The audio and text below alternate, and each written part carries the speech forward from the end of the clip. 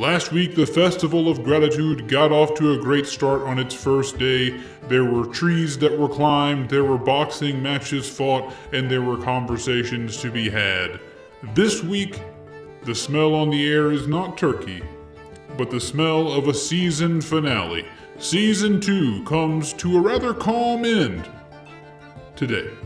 We hope you enjoy. Hello everyone, welcome to another episode of Dungeon Boys. These are the Dungeon Boys. You want to know how I know people? Well, there's a metric that tells me how few people watch the YouTube version of this show.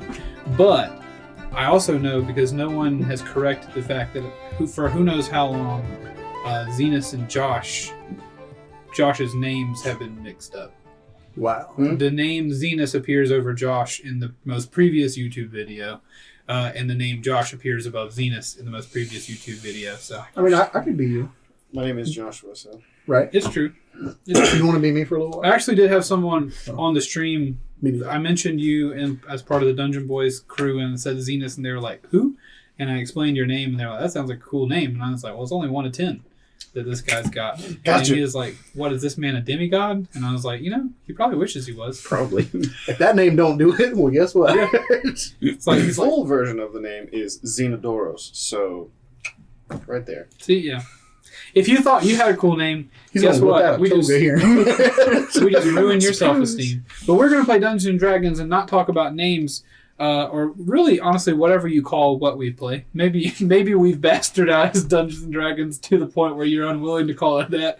But based on other like Dungeons and Dragons podcasts and stuff, we stick to the rules a lot more strongly than they do. Oh, yeah. True. Like, nobody. This is D&D, 5e, and you're going to like it. Yeah. So Nobody else does rules like we do. yeah, that is true. Nobody else. Last week, we left off at the end of, maybe not at the end of the night of the Feast of Gratitude, but at the end of our episode, at the first night of the Feast of Gratitude. A few things that happened. Jack Law, we have not played, also, we shouldn't tell you this every time, but it's been so long. We've finally been able to get back together. I had COVID. Josh had COVID worse than anybody I've ever, not worse than anybody I've ever seen, but Josh had bad COVID.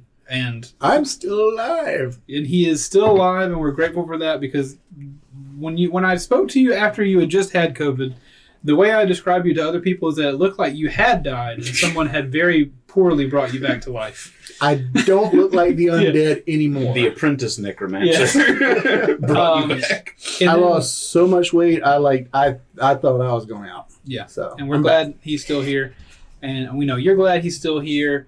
We've had jobs and timings and holidays and stuff, but we're back recording again and doing new things for you all. So that's what we're going to do. So if you want some more Dungeon Boys, you can help us out with the jobs and the timing part. Just throw money at it. That is true. That's what I wish everybody would do. Right. This show's not as good as I wish it was. Throw money at it. Anyway, pour some more cash on that. As the songwriter once said, pour some sugar on me. And in this situation, the sugar is money. But we're at the feast, the Festival of Gratitude, the Feast of Gratitude. Briar is trying to celebrate the fact that he is now mayor of this town and the good things have happened. He's so glad to have you all, plus Eros, here as his friends who helped instate him as the mayor of this town. And so the Festival of Gratitude is underway. Boar and turkey aplenty have been murdered to feed the townspeople. And mushrooms. But not with magic. But not with magic. There have been fun had on every side, and now we find ourselves, the festival, or at least this night of the festival, is drawing to a close for the evening. This festival has been going on for 3 months.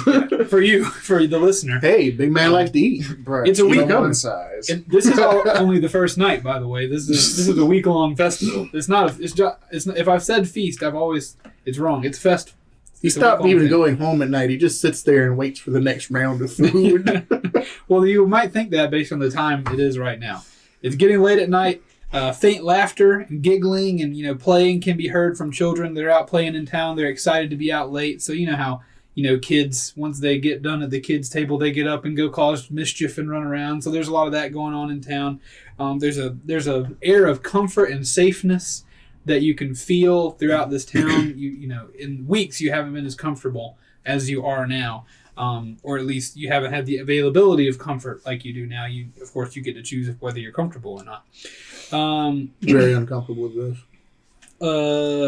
Excited to be out late. Many people are slumped over their tables from having too much to drink or having too much to eat, and there are a few candlelit conversations continuing on into the night. By this point, the four of you have kind of regathered. The last time we saw Eros and Arlo, they were watching Grim win his fight against Blackfang. Around the same time, Jack Law was climbing a tree with speed. You ended up losing, didn't you? You ended up failing to Clara. Clara outclimbed you. I activated Peerless Athlete and jumped past the thing and then slow fall back down, and I was like swimming towards it while she climbed up. Yeah, so you have been out shimmied, sir. It was. But that's the last things you guys were doing. After all that, things were maybe you had something else to eat, whatever it is. But the four of you have gathered now. You're sitting at the same table with Briar as the night, draws to a close. Everybody around, like I said, the town is as I've described. It's getting close to almost the wee hours of the morning. Everybody's been having a good time. And Briar is at the table, and he sucks some meat off of a boar bone. No, I think that ought to be the last one for the evening. What do you say, fellows? I've already instructed the whole party at this point before we sat down. It's like the old Boy Scouts blood circle thing with the knife. Keep that arm radius of Briar in mind and sit beyond that. Okay.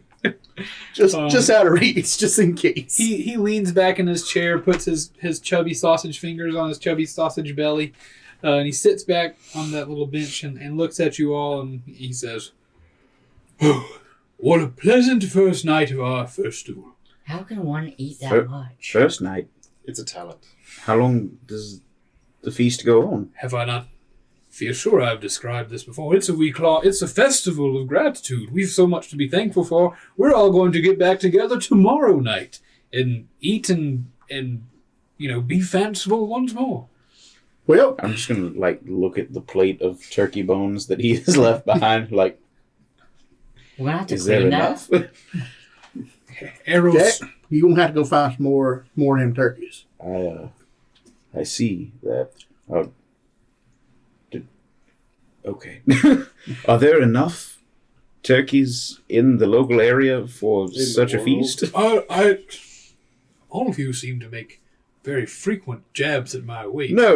It's not you in specific. It's the Size of the party. The whole town. The whole To be town. fair, you alone could cause an ecological disaster, my friend.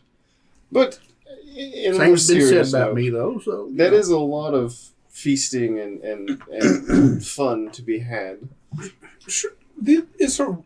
We're not going to have a feast of gratitude every month. This is maybe a yearly, maybe even a every 5 years kind of thing. And the menu for tomorrow night will change. all right. It's not all going to be cholesterol and fat. Tomorrow might have salads. I didn't realize you were so worried about my health. I can assure you, as a druid, I'm quite in tune with what is healthy with living things. I feel like he's just shoving a pile of bones. there's a man running towards him with the spread for tomorrow's evening, which is just fried desserts. Just, waving him away. Not now. Take it to my tent.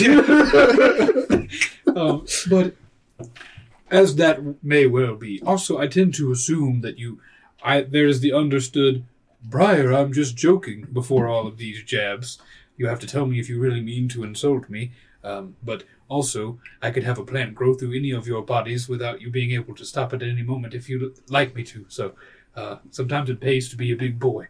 Can I whisper to Jack, do we have time to waste a week to sit around? We have to get this orb somewhere, right? I don't believe the world is paused on the inside of the orb. They're still working in there. I mean, as long as we aren't caught, we can take as much time as we need, I believe. Oh, okay. Just making sure. But as the evening winds down, I don't expect you all to... I know you're on a serious mission. And I don't expect you all to stay with us this whole week, but I did want to sit down and see where are your heads at? What is next from here, and possibly how could I help you in your journey? I can't leave Fark. They need me here, and as you can see, things are going quite well. We've made ourselves quite the bastion for those who are fleeing evil masters, or who've escaped the Cullings, or whatever people are in disparaging treatment. We've become quite a sanctuary for those people. Trent protects the city well, and one of the most powerful druids around is also here to keep people safe. So I want to remain here, but I'm willing to. I would love to know what you have planned next. I don't know if Argnon ran it by you yet, but I left a letter of recommendation with him to be sent to the Paladins of Melora to possibly create a Adventurers Guild Hall here. I also had one constructed at the base of the Bone Mountains. Yeah. Yes. That is perfectly fine by me. That sounds like a great idea. That would attract more people for protection of the town, and it would, bring our business and more revenue coming into town, as well as there's plenty of adventuring. We have the Sundry Swamp nearby and the Western Wildwood. There are no shortage of things to discover and monsters to kill or befriend. Meta question. Do we know, is Briar a member of the Servants of the Scale? I think he probably would have told you. Because you don't know that he's... If he is, he hasn't told you that he is, I don't believe. All right. I'm good. You good? Yeah. Yep. As far as I know, think we got business that takes us towards Medine Brow. Yes. A So- beautiful forest. Yeah, been a while since we've been up that way. You got anything needs to go that way? What we can take with us? Something you need to take to somebody or something? I have nothing that belongs there that I need to send. All right. I know we used to pass through there once, so. I will tell you, though, there's much to be worried about at the north of our continent now, after all of this tumult going on with the council and everything. Medine's Brow used to be one of the most beautiful forests I had ever seen, and I've been around a while. Oh, yeah. It's Beautiful. large and deep and vast, but now it's an exceedingly dangerous place. There's a orc stronghold there where I believe the council, and these are all information that I get through the trees as they pass it along, so you know how trustworthy trees can be sometimes, but from what I hear, there's an extremely large orc training facility where the council trains some of its most dangerous killers. And if that wasn't enough, the forest itself is now home to some frightening new monsters. Dang it. They're going to strong cut the brow. Probably need to get a druid up there. Oh, hey. Wait a minute. I'm warning him. Yep, I'm warning him. you could do it. We could keep Briar in the south as far as Right. Falk is. Right. And then get you up there. Right. That's a lot of work. We can do it, though. I mean, we've done worse. Not that we've done worse. We've dealt with worse. Arlo's just nodding through this entire thing. Just, yep. I catch your meaning. I understand. We're not murderers. Not at all. No. Except we did kill those slavers. Well, yeah. But that's... Anyway. Yes. Yeah.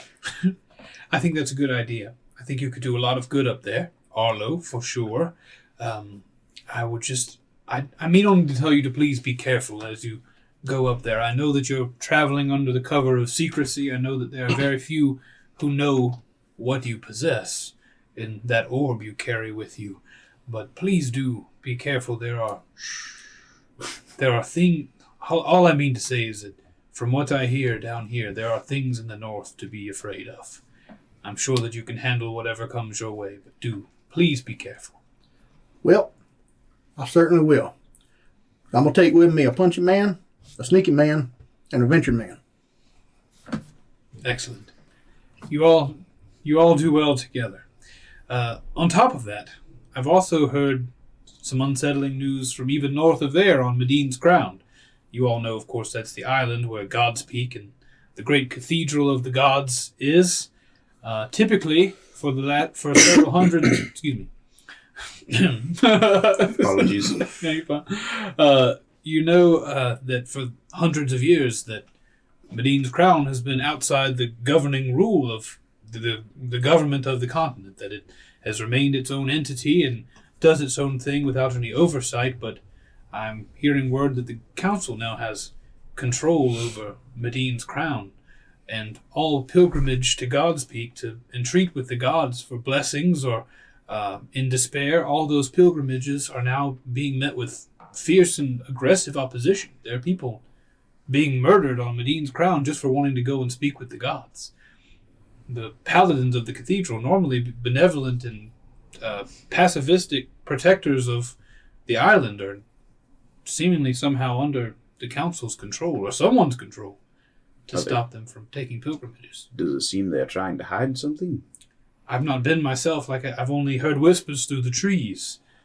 All I know is that there's more bloodshed on that island than we've seen before, and at the hands of paladins which do not enjoy, or from what I've ever heard of them, enjoy the shedding of blood, certainly for no reason.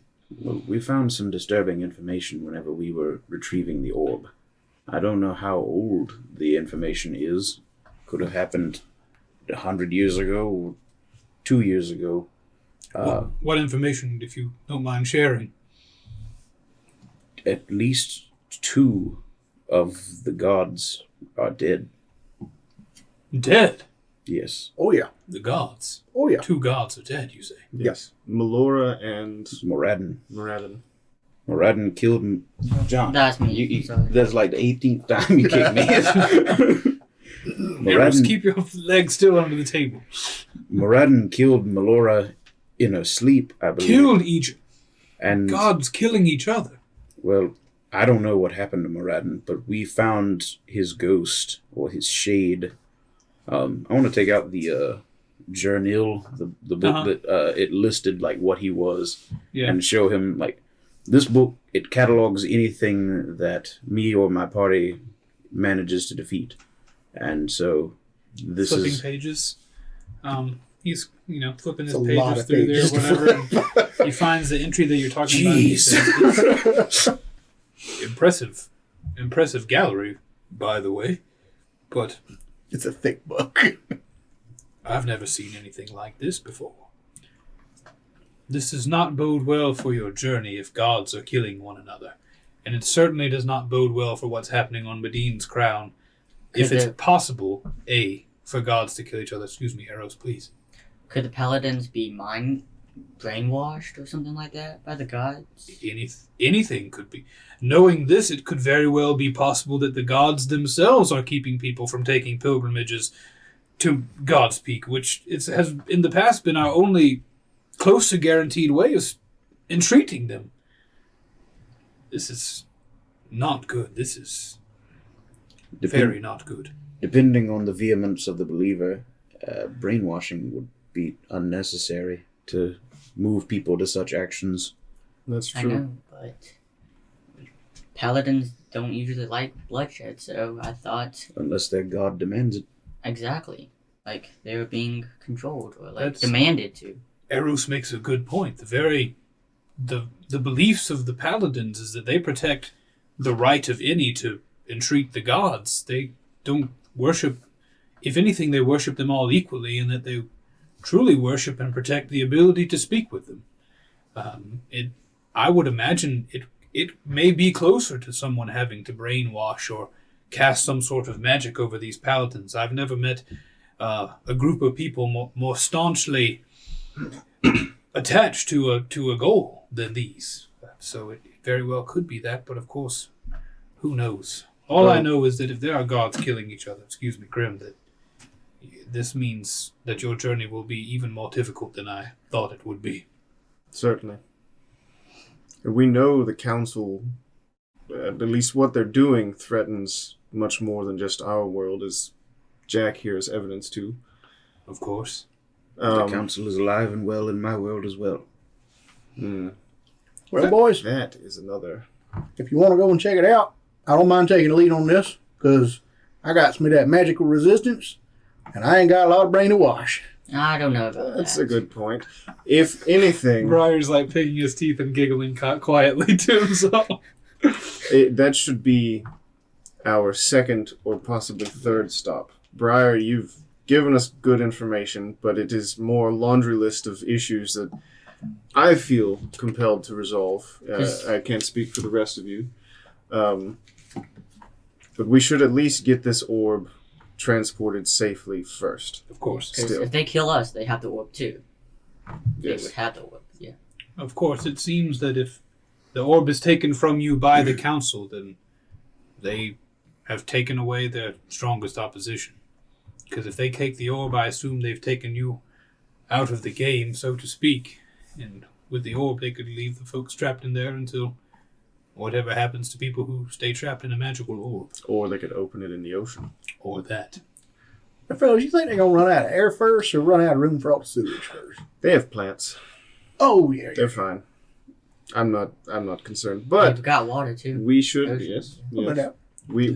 Salt water you probably Yeah, don't want to drink. But No, don't want to drink that. that is a good point. We should hurry, get them there quickly. What else do you have for us, Briar? I have very little except one thing. You mentioned making stops. I contend there is one stop I believe you should make before leaving here. And Ha! Knew it. if you make this stop, not that I believe that you would defy my well-intentioned belief that you should go visit this place, I will happily use the spell that brought you here to transport you closer to Medine's brow. Oh, yeah. But there is one place I think you should see before leaving. Where What is is that? it? Please, He's taking it in. It's like if trying to figure out what's on your faces. Are you interested? Or are you... Arlo is like standing up in his, like, I guess it's like benches along this thing. He's like standing up looking like a "Where?" gopher Yeah. or a meerkat. Exactly. So Briar says, outside of town, on the road heading northeast back towards the very bridge you came across to get here, I believe maybe you should take a little journey that way. See if anything catches your eye on the path. You won't be able to miss it, and I feel you'll be drawn to investigate. What's the reason The reason for what? to go there? It's a great little barbecue shop. Adventure. I think you will be pleasant. I think you will be pleased with the outcome if you go and visit. It's a lot. To be honest, I do not know what will happen, but I believe it's a thing that you should see before leaving this place, especially knowing that you may never return. For all we know, you could be brainwashed too, leading us to a trap. Arrows, please. I just fed you Hypothetically. 8 pounds of turkey. I understand hypothetically, but if That's I all he wanted, was willing to spare. if I was brainwashed to murder you, I would have murdered you already. Like I said, I quite literally could have an oak tree grow out of your mouth right now. It would not be hard. It would be quite easy. I kind of want to see that one day. You show me how to do that one day? If we find someone worth killing that way, I will happily do so before your very eyes. All right. I Now we're I talking. have a distinct impression of what we're going to find that way.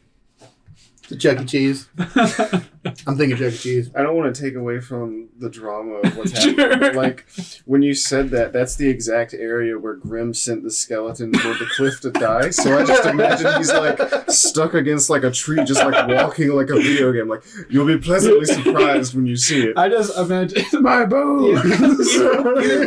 like he's on a lawn chair, like reading a book, like I have waited for you. I don't know if he has a voice. I just imagine him like sitting down the book and just be like the shrug. His jaw goes. Or he's just got a little like voodoo doll of you that he's made because he's angry at you that you sent him to die, and he just tosses you out the cliff. Also, while we're at a game for a second, Sure. kudos on the double meaning behind Godspeak. So Thanks. I like that. There's a couple of those. I like it. There are several, yeah. In the map. Again, those of you who enjoy lore, I mean, there's a lot here. Juice, I love you, buddy, but those 2 balls are not ones that you should probably want to play with. Juice, come on. You're a sweet young fella. Yeah. You're a sweet young fella, but I don't want teeth marks in the place where there should be none. No. Good boy.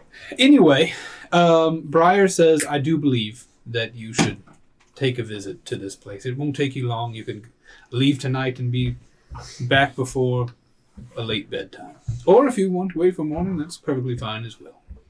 I'll be happy to send you along north of here whenever you wish to leave. Master Briar, you have piqued my rural interest.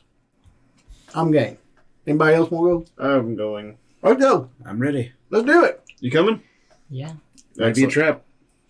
Could stay here and eat a turkey leg instead. I was just saying. That's Come all. on, Arrows, let's go. If it's a trap, we'll use you as a shield, okay? So while he's deciding, like Arlo has like stepped off of the bench across the table onto the next bench and is now like headed off in just a general Wrong direction. Again, how wholesome would it be if this was the last conversation of season 2, and then it was like all 4 of you walking abreast towards this thing, and then like from behind, it's like Jack nudging Arrows, like it could be a trap, and you're like, that's kind of cute. But anyway, yeah. So you guys, so Arlo's heading out. What is that? Is that the plan? Yep. I'm just following. walking forward. I have no idea where I'm going. Cut to behind us, and Briar has an evil laugh. He just chuckles to himself.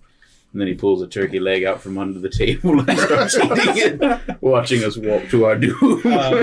Either that or I could see him with like a whole fried turkey and petting it like a James Bond villain. With a cat. What he does say, though, as you're leaving, he says, so you're leaving this evening? Why not? May as well. Already going.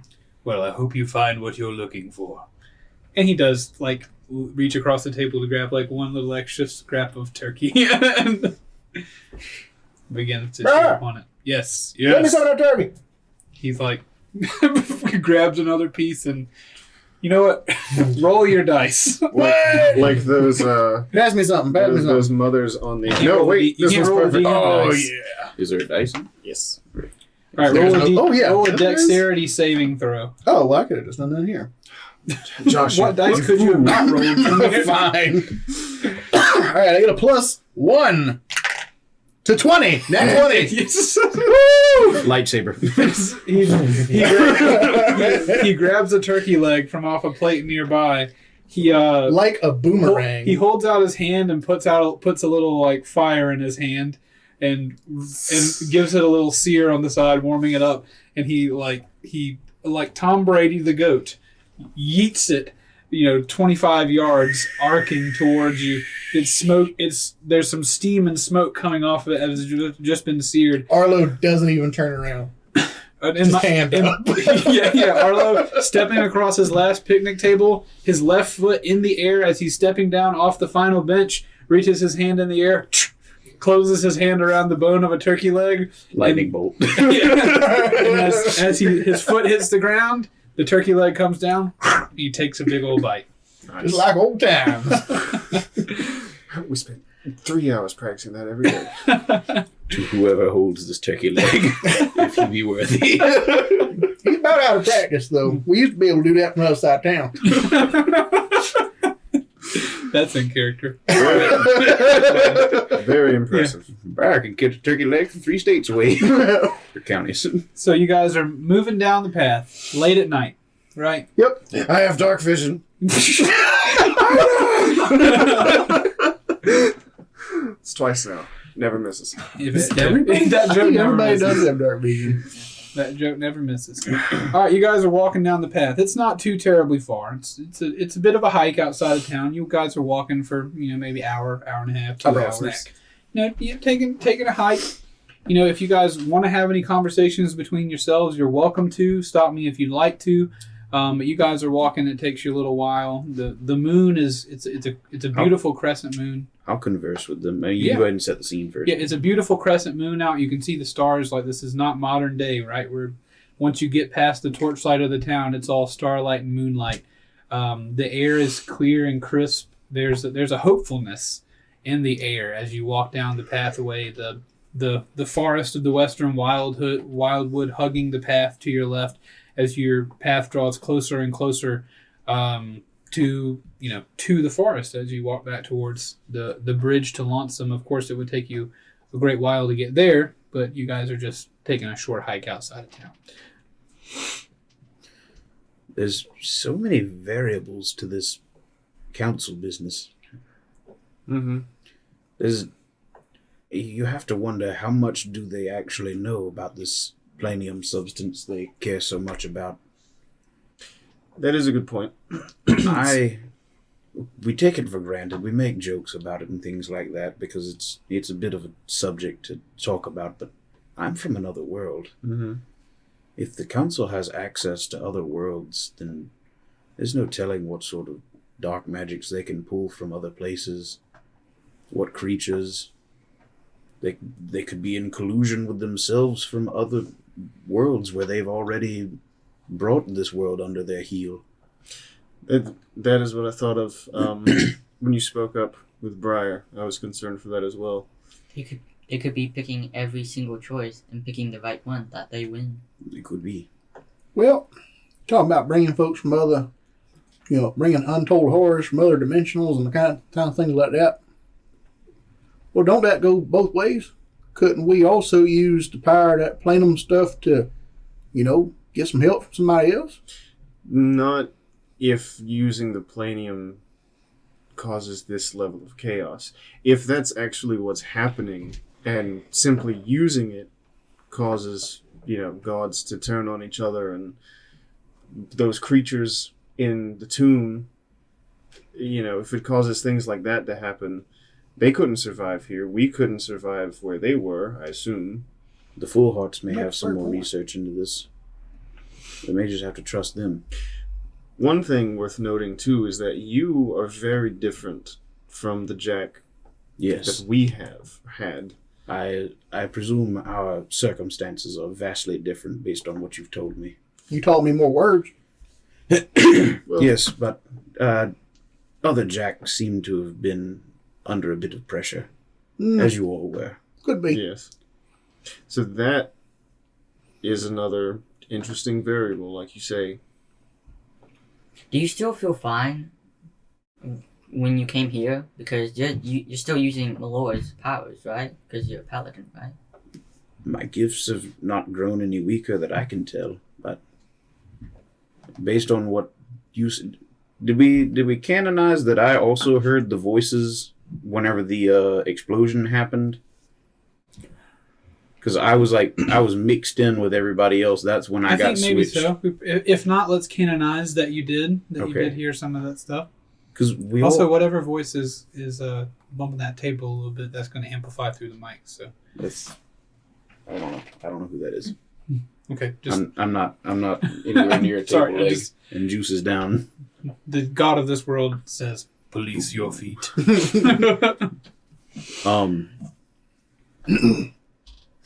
The voices we all spoke of hearing during that, whatever that was, the planium eruption that caused me to be here, it spoke of the universe as if it were a system of some sort that's self-repairing. This planium substance seems to tear a hole in all of that. It doesn't seem like it's natural. It doesn't seem like it's supposed to. Thank you, Juice. Does not seem like it is supposed to be here. It seems like an outlier that's not accounted for. It's possible. I totally lost my train of thought with the whole who's kicking the table thing. I don't remember what I was asked before. You were saying how many variables there were, and you guys were just I feel talking like you about. asked me something. No, you asked me if I was... If you felt okay. Yeah. Are you about your Yeah. power? But you answered that question. Okay. Yeah. Yeah. What were you going to say? Well, so is that plenum stuff, is it even from around here? Or has it always been here? Or did it just started messing stuff up when people started poking at it? It seems to be everywhere, because it would have to be... For me to get pulled through into this world, I assume it would have to be in my world as well. Maybe other creatures are jumping in too. That's how new creatures are getting more dangerous. You did speak on some sort of planium cats that you had to take teeth from? Nasty kids. Yes, were they planium? Do we know that? Because I forget. Yeah, I mean, I don't know if you guys sat down and examined them, but the fact that you've held planium in your hands and then you also pulled these black teeth out of these cats, like they're very similar substances, and they do, weird plany stuff. I still have teeth. You Yes. said they dragged their victims back to another world whenever they captured them. They would bite them and send them there, yeah. So they would transport them to another, Which is a really another cool place. thing, by the way. Thanks. I have to go Good to the job. Thanks. To answer your question, though, now that we've established the thing about the blinkses, And the teeth. from here, I don't know. But something I've noticed that is rather strange and perturbing, to say the least, this pendant I have on my necktie, as you can see. It's shiny. It's shiny, yes. Very similar to planium. Oh, yeah. What concerns me is not that necessarily it's planium, but more so that my parents gave it to me Right. when I was young, which raises a whole slew of questions for me that I will have to answer and reckon with at some point. I don't know if I should say this, but I don't know if it should be in your neck, showing it to everyone. Oh, it's okay. When I touched it before, it exploded and Jack left. Okay, that's good to know. So, Right. Not me, mind you. Well, don't I go, just got don't here. go touching that thing. Nah, don't touch it. I do that. I touch it. I touch it every day. It's Every day. every day. Every day. Keith. You're on camera. I touch it every day. Well, Juice, no! Stop! Whoa. Hey, Come on. Wait, so you're the only one that can touch the pendant? It's just mine. Juice, come I on. touch it and, like Keith said, I touch it when I get dressed. Oh, but can't someone easily steal that as you're sleeping or something like that? Well, Yeah. we're his closest friends, and I presume we're his closest friends, and none of us even knew what it was. So the chances of an average person recognizing it are very low. it's quite That's small. true. Yeah, it's literally like in the where you'd have the knot. It's just a Yeah, little okay. thing. Do you want to touch it and find out what happens? Don't touch it. Arlo, do you want to touch it? I do. Let me touch it. I've been down. Poke. The world ends. Whoa. Nothing happens. We have now fine. entered season 18. Grim has a tree for an arm.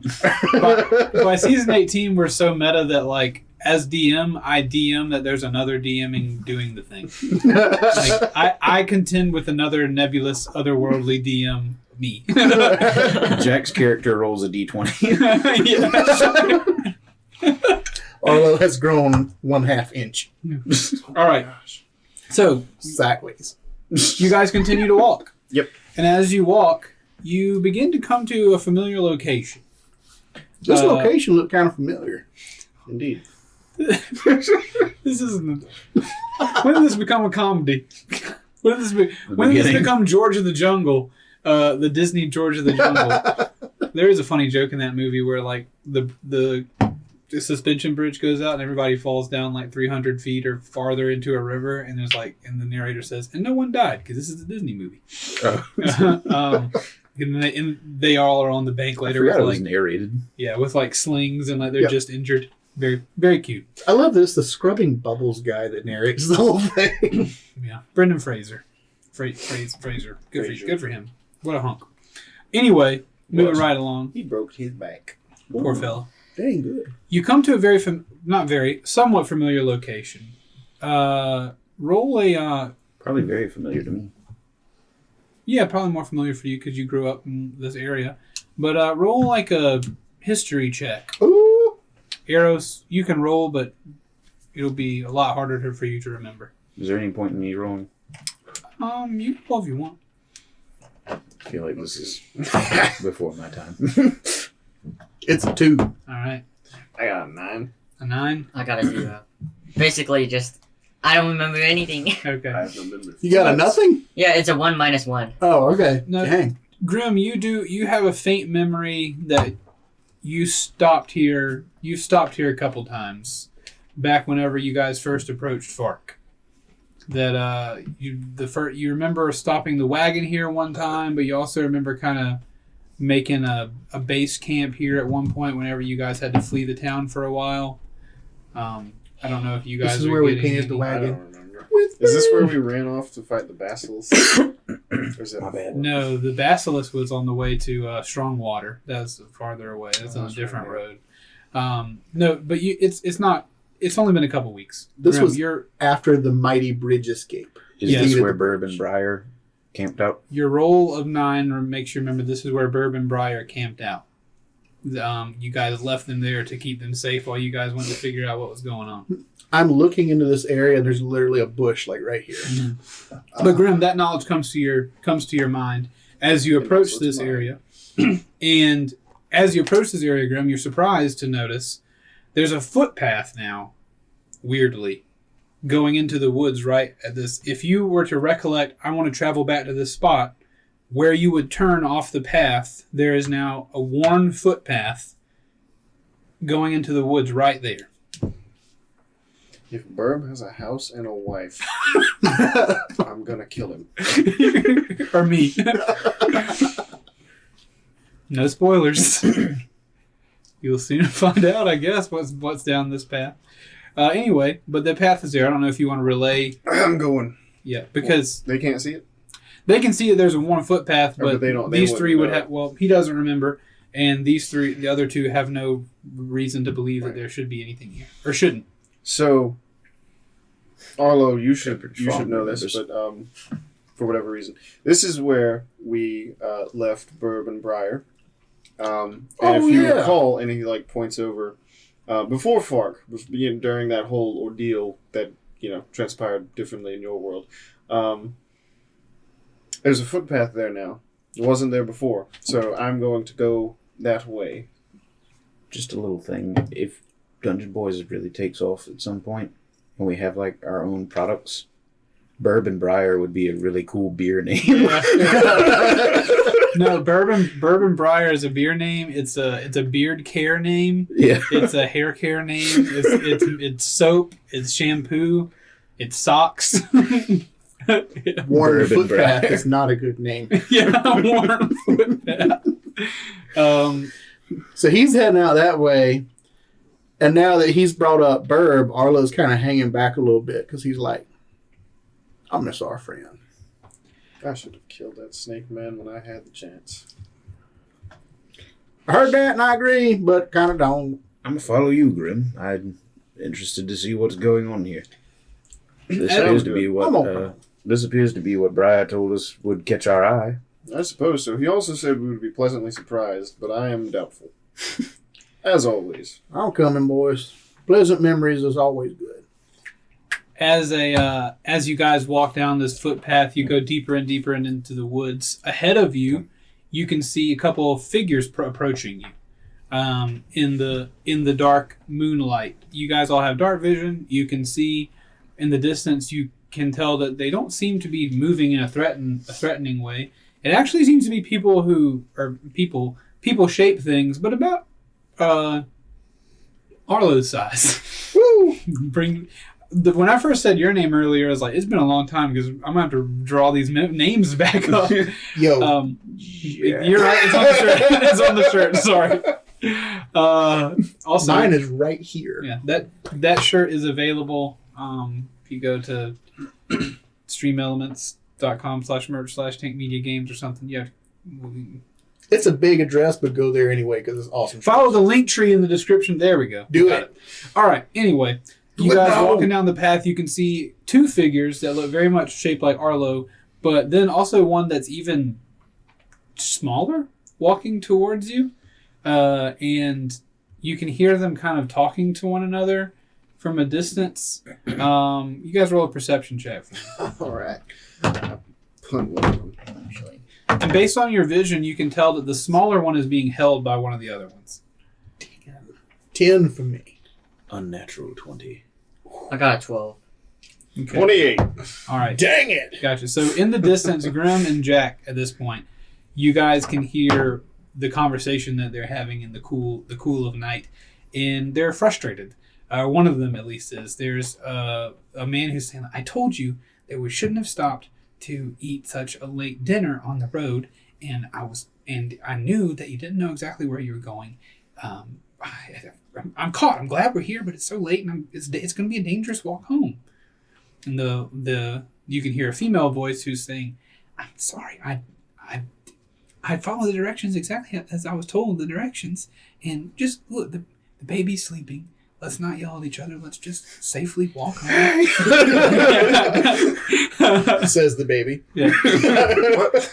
And then as they get closer to you, they stop talking in mid-sentence. You said awkward conversation. Immediately I was thinking, well, should we just kill them now? I don't know who they are. They're coming towards us. Is it because they see us? Yeah, they notice you and their conversation stops. I'm going to walk toward them. Okay. Towering figure of meat and shield. Okay. They stop, and a very astute and accurate ear might be able to hear teeth chattering at this point. You're being intimidating again. That's the point. Okay. As you say that, they say, "Please, sir, we have nothing. We have less than nothing. Please, it's just me and my wife and our baby, and we're headed straight home. We're not near dwells. Where is home? We've ne'er done well, none unwell." Where is home, little Graham. man? Graham, what are you doing over there? Let Arlo do this, Graham. No, Grim's doing it. Home Because home is to the west. We live in a village on the outskirts of the forest between here and Lonesome, but between here and the bridge. What are you doing out here? We're making a pilgrimage to our god. Oh no. Huh? Who? You wouldn't understand. Please just let us go, Tell sir. me who. We're only newly freed slaves. We've yet to even learn this god, the name of this god we're worshiping. We know that they help us to break our chains, and we came to pay homage. Come on, Grim. They're newly freed slaves. They have a baby. I kneel down and I say, guys, I'm just joking with you. It's fine. It's not a very funny joke. It is to me. Sorry about At that. this point, you hear, "Wee." I reach for the child. My hand is big as the body. She snatches the baby away. What are you doing? Please, just let us go home. So at this point, Arlo shows up. Is that the god over there crying? What is that? As I reach the hand out, I'm going to use the ring that I have, and I'm going to call, butterflies. Are there any, glowing moths in your world? Roll a d20. There are now. Whether you deserve glowing moths or not. Oh, roll. No modifiers. Can I walk over to Graham? I got a 7. A 7. Very lightly a few lightly glowing moths. They're glowing moths, not butterflies. Yeah, That appear. I want them to kind of float around where the baby is, kind of like one of the A mobile. Yeah. The baby. It was crying, and then as the butterflies come, it catches. Its little gnomish eyes. Are getting caught with the butterflies, and it begins to coo. Of course, it's a bird. So It's not a bird. Sorry. Not? No, it's a gnome. oh, is it? They're gnomes. They look gnomish. like Arlo. Yeah, most of the Oh. gnomes have been enslaved, so. Yeah, we killed some slavers. You wouldn't know that. I killed a slaver. And as the bird, Oh, that's what I wanted to talk about earlier. I was going to be like, killing slavers doesn't sound like that bad of a thing. I don't know why y'all are so torn up about that. Because Jack doesn't know they were fake slavers. right. So And that he in-game. killed them. Anyway, as the moths are flying around the baby and it begins to coo and it's been calmed down, the lady says, "Thank you, but please just let us go. We just came to worship and we're late and we didn't realize it would be so late and we're just trying to go home." And the husband is like, "Yes, please just let us go home. We mean you no harm." And We'll let you go home, but the serious question, you mentioned it would be dangerous. Do you want us to escort you there? we won't cause any trouble. We just mean to be quiet. We saw nothing dangerous on the way here, but it's just nighttime. It's dangerous for anyone out on the road, but I don't believe we'll need an escort. And the gnomish fellow opens up his cloak, and he has a small little dagger, and is with him. That daggers ain't gonna do nothing. Do you even have a sword? I do have a sword. I have a short sword. It's all I have, but I assure you, if you just let us go now, we'll get right home. It'll be fine. Wait, if I would have had a magical sword. Someone stole it. Do I have them? Do I have them? Where did I sell them? So while he's looking that up, just in game, like Arlo is just he's happy to see that there are people out here, but he's also he's kind of miffed that somebody is like ruining this special spot for him. Like this spot has meaning for Arlo, so he's like, I was just kind of like trying to hide because it's a child and he has horns, tail, looks red. Gotcha. Pull your hood up or something. Looks Yeah, It's semi-normal here, though. Huh? That's semi-normal, though. Yeah, but like I don't want to like it's dark, so I'm gonna look like a devil or something like that. So Sure. I don't want to scare the child now. Reasonable to be I am. cognizant of that. Yeah. That's fine then. What does this god look like? And Or did I ask that already? you asked his name. Do you have his name? Her name? We don't. I'm telling you, we're brand new. We're newly freed. We only know that he's the chain breaker. well, Broke look, we our don't want chains to and hold set up your us free time or from nothing. slavery. We don't want to hold up your time or nothing. We just want you to get on your way. Where you said you came here to worship? Do you worship at a spot? Do you worship at a shrine? Is there a big old cathedral we're missing? What you? Yes, talking there's an altar. There's a shrine just behind us. But please, we're leaving now. Have a good evening, and they begin to walk away with their baby. One last question. Does he have a preferred offering? Yes, we were told if we wanted to begin to worship this god and to pay homage, we were to bring a stick from our home, place we wish to be blessed. Yeah. Just a stick to place upon the altar. Well, Thank you. You're welcome. And he gathers his wife and baby, and they share a cloak. And Squish them. what I'm trying to think I of. cast if- Compel Duel. With the baby. the baby just turns around and like goes full gut on you. Let's do this. They're scooting, Mr. Crab Leg style, scooting out there. boys, Fair enough. we're out here in the middle of nothing. Briar sent us out here for something. Don't you think that's a little suspicious? I People think- are worshiping at the night, and now just Well, you were the one who got mad at me for trying to scare them, so you would. I know that, but like intimidation isn't always the best situation. I literally never intimidate people. Guys, I just kill them. Arlo, what do you have to say? Well, he reaches down and he just picks up like a good like whipping stick, kind of, with some bend to it. Well, Never mind. His idea is not as good as ours. we come out here. Briar sent us out here for something. Might have been this, might have been something else. He might have found some kind of funny shaped rock or something. This is Briar we're talking about. But one thing's for sure: if we get into some fighting some big monsters and armies and stuff like that, I think we could definitely use as many divine folks on our side as we can. So maybe we just stop here and say a little something, and maybe they'll look on us favorably. Yeah. You can do that. Out of the game. Do I know? I wouldn't know. The axe handle that I have. Sure. Is it made from wood from lots of... Is it made from a home? The axe handle that you have From the goblins? the Took in like episode 1. if it wasn't, then it would have to have been an imported axe. So I'm sure it was probably made at least on the Isle of Flame where you live. Yeah. Take that. Okay. Cool. It's full circle. Yeah. Where you get that big old wolfen stick from? Oh, some goblins. Oh, They didn't need it. I don't even remember where the axe head went. I don't even know if I want to know. I couldn't tell you. I could if you made me, but That poor basilisk. yeah. Anywho, you guys tell I'm us how leading the we way. doing. Yeah, I'm Stick following. out front. Okay. Cool. Eris, how you doing? How That's you helpful. feeling? You feeling good? Mm-hmm. All right. I'm gonna pick up. Well, yeah, I'm from here. I'm gonna pick up a stick. Okay. Yeah. Cool. Kind of. I guess I'll get a stick too. Sure. So, as you walk a little while in the woods, you're walking down this. It is a footpath. It is worn. Looks like it's been there a while. And you find a small, not even barely a clearing. This thing that you see is kind of beset on all sides by trees. The only clearing is out in front of it where people are obviously standing. Or not standing here, but have stood or were standing at some point.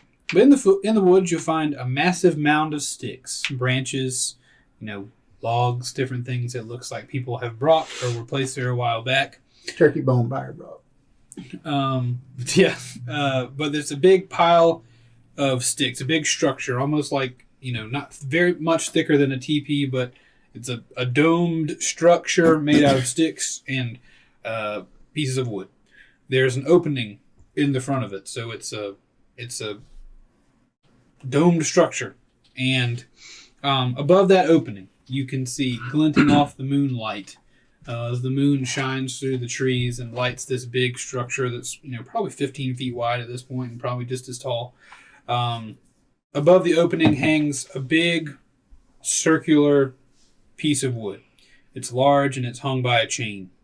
And on that piece of wood is burned a symbol of a three-toed bird's foot. It looks very much like a peace symbol. Bryce, why are you looking at me so mad? I'm not. I feel like I'm seeing your eyes. Like I know what you're doing, and I'm mad about it. No, I mean, I knew from the beginning. All right, so there's a downward pointed, three-taloned bird foot burned onto this round piece of wood.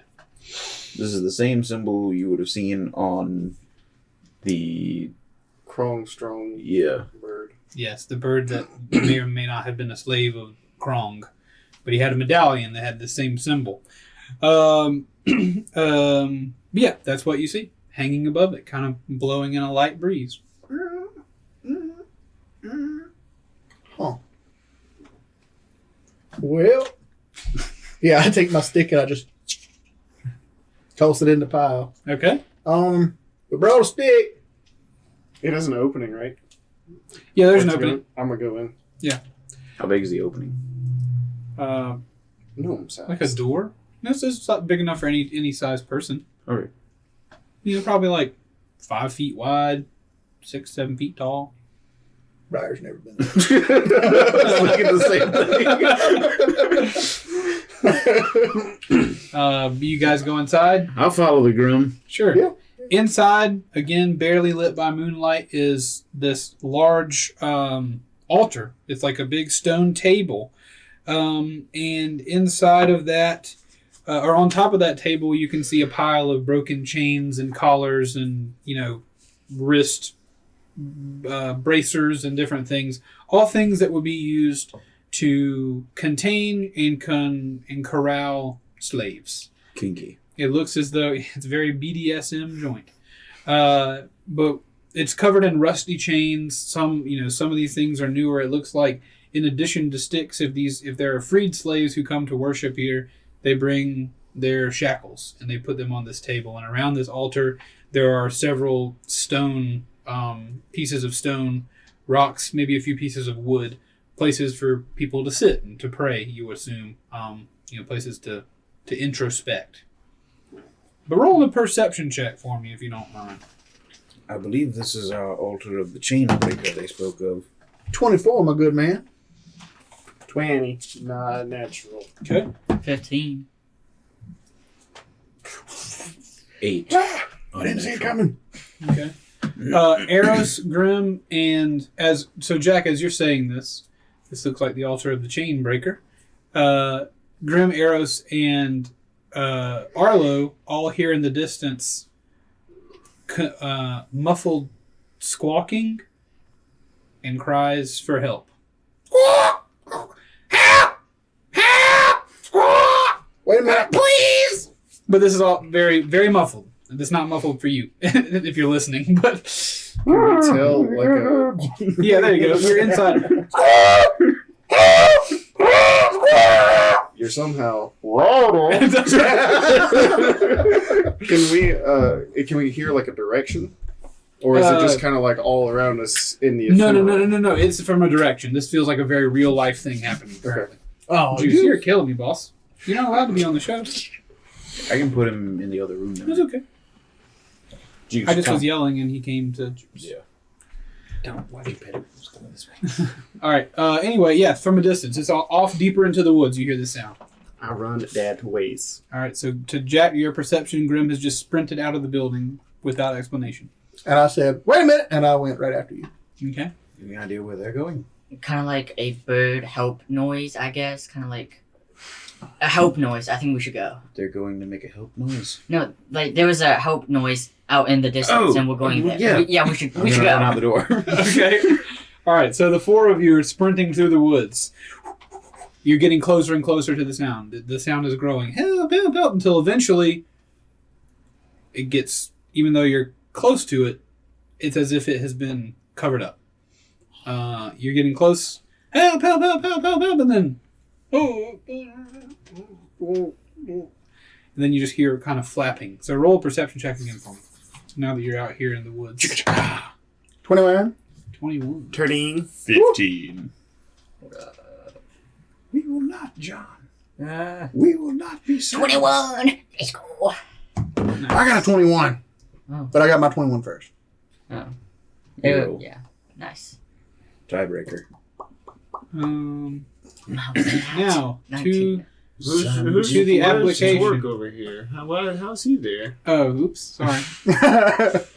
Sup, G? Yeah. This is just You where guys he wrong exists. tool, now. Keith. The Yeah. selective boy. Sorry. For those of you who aren't watching on YouTube, I'm manipulating Time and our space. combat indicator. Juice. No, we're not. It's not playtime right now. No.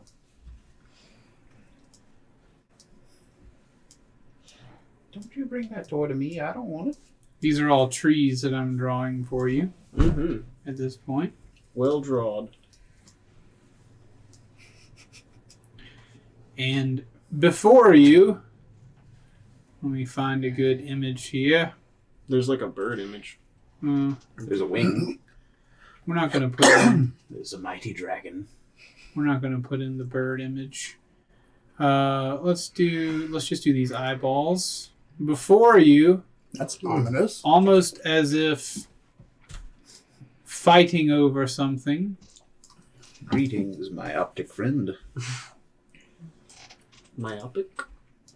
Optic. you see before you, Two beholders. not two beholders, but you can see two, what I like to call shambling mounds. Oh. These are two plant-like creatures. That was so. Both of y'all like, ooh. golf claps. Golf claps. No, quad knives. What do you need? Well played, old boy. Well played. There's two shambling mounds before you. Who had the highest perception roll? I got a 21. 21. All right, the two Eros and Arlo both see that the shambling mound on the right is covered in boar tusks and boar hooves and weird boar hair. It's all like sticking out of it and not covered in, but like you can tell that there's a bunch of boar tusks and boar hooves on top of this shambling large creature that's made out of foliage from the ground. It's a living plant creature, but coming out of it is dying and decaying plant flesh, as well as the tusks and feet of boar, as well as some of their snouts, like pieces of dead boar, coming out of this thing. But also coming out of this thing, you can see two bird feet sticking out of the side of this thing's mouth, kicking back and forth. Which one? The one on the right. This is Eros and Arlo seeing this Oh, yes. right now. The one on the left. So you can the descriptions of these two monsters you can see. Only the two of them see the feet.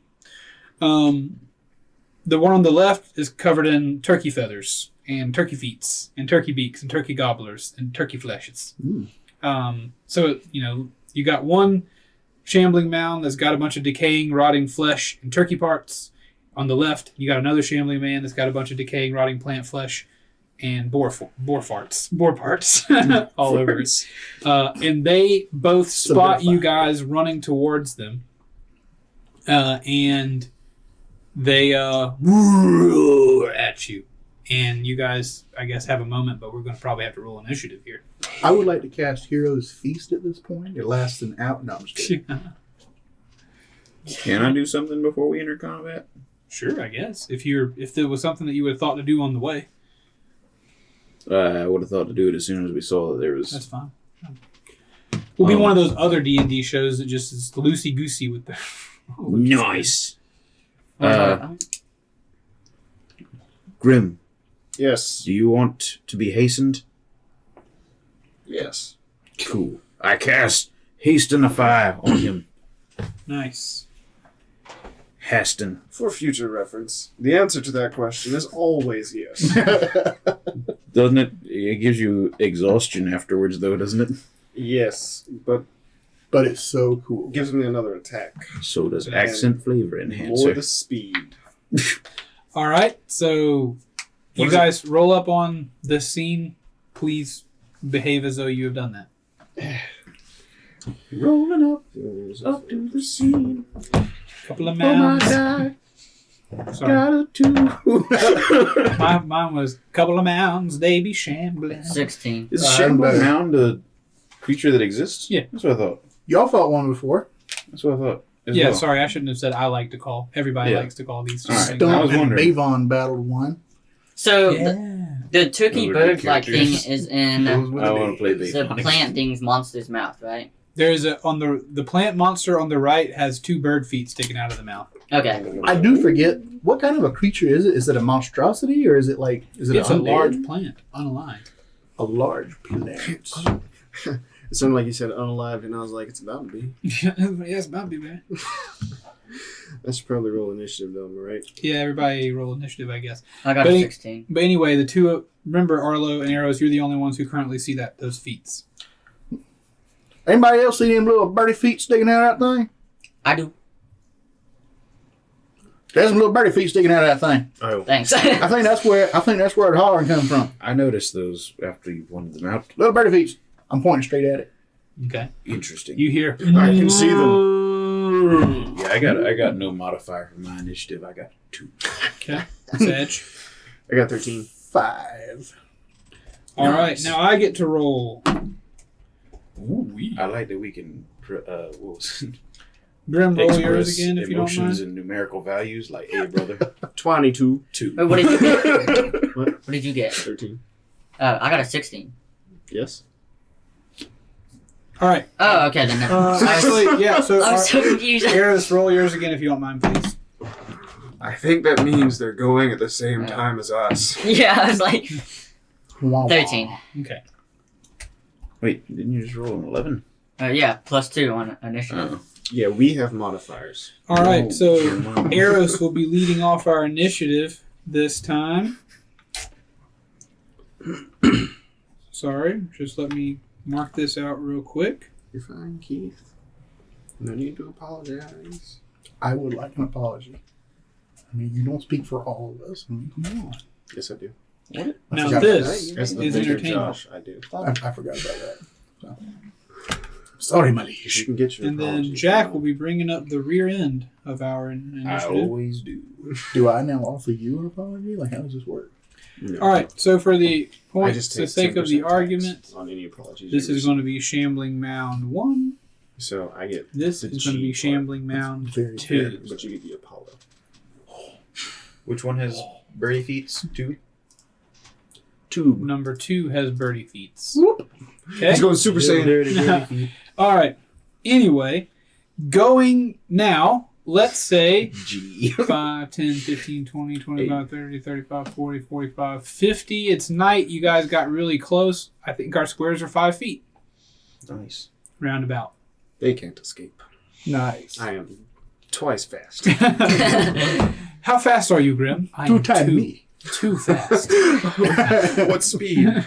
2 speed. Okay. Eros, begin our combat with whatever role play or combating you wish to do. We're going to maintain that this is how you guys rolled up. There's a tree separating you and Grim as you guys rolled up on this scene. Actually, I've decided instead. Maybe It'll you be on guys. video. What? Xenos just like sucked half the oxygen in the room into his nostrils. All because of that tree. You better be happy that he limits how he normally drinks. But Keith, technical question. Yeah. How could they see if the tree is in the way? How could who's the?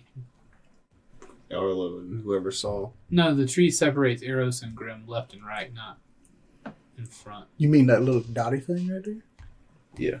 Yeah, I'm just messing with you. I was about to say we're taking this is the fight. This is the fight where you Let's guys do it. starting to Let's be do it. upset about Eros, you ready? Let's do the it. methods. Yeah.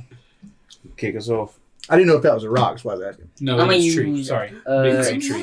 Got it. Yeah, I'm gonna use Eldritch Blast. All right, Kick it Eldritch off. Blast. Who you firing at? Classic. It is pretty Unexpected. You're firing it I love at it. Arlo. I'm assuming the monster doesn't have any eyes because I don't think I see it. It's just like a blob. It's tree not a blob. monster. It's got very blob-like legs and arms, but it does have kind of like viney, foliagey arms and legs. But it's definitely hunched over. The thickest part of it is its torso. Its arms and legs are very thick. It doesn't have any visible joints, but it does bend at the knee and the elbow, somewhat. Does it have a neck? There's not much of a neck. Like the head is Does kind it of. have an eye? Does it have? So I turned to Josh and I was like, "Oh my god, it's Briar." As you're describing, I'm just losing it. Is there a neck? No, there's not much of a neck. Anyway, it's got a big head. It does have like, if you remember the Titans from the Hercules film, there's a stone Titan that has like eyebrows and the bottom of an eye, but it's dark in the middle, so like you can't see eyes, but you can see where it eats from, I guess. It's got a big old mouth, and its mouth has got bird feet out. I'm gonna try to aim for those eyes then. Okay. So. Which one? I'm gonna try to hit both of them. So, 22, 19. Both mounds or both Both, like, try to get both of them eyes. So eyes one, of whom? Which one? the blob thing, the tree monster thing. He's trying to Which hit both blocks. He has a split thing. He I know. Yeah, I'm both asking, wanna do hit you want both? one eye of both or two eyes of one? I think eyes. He's trying to just. Yeah, trying to, like, one. He's asking, do you want to hit like the left eye or the right eye? But you're saying you want to hit them in both eyes with one shot. Oh, no. I'm gonna use two of my beams to hit. One beam is gonna hit the other eye, and the other beam is gonna hit. The two beams are gonna hit the eyes. They have more than one eye. Hold on. Let me and John handle this. Didn't you just say I Hold only on. hit two? Let me and John handle this. Yeah. That's John. I know. John, there are currently...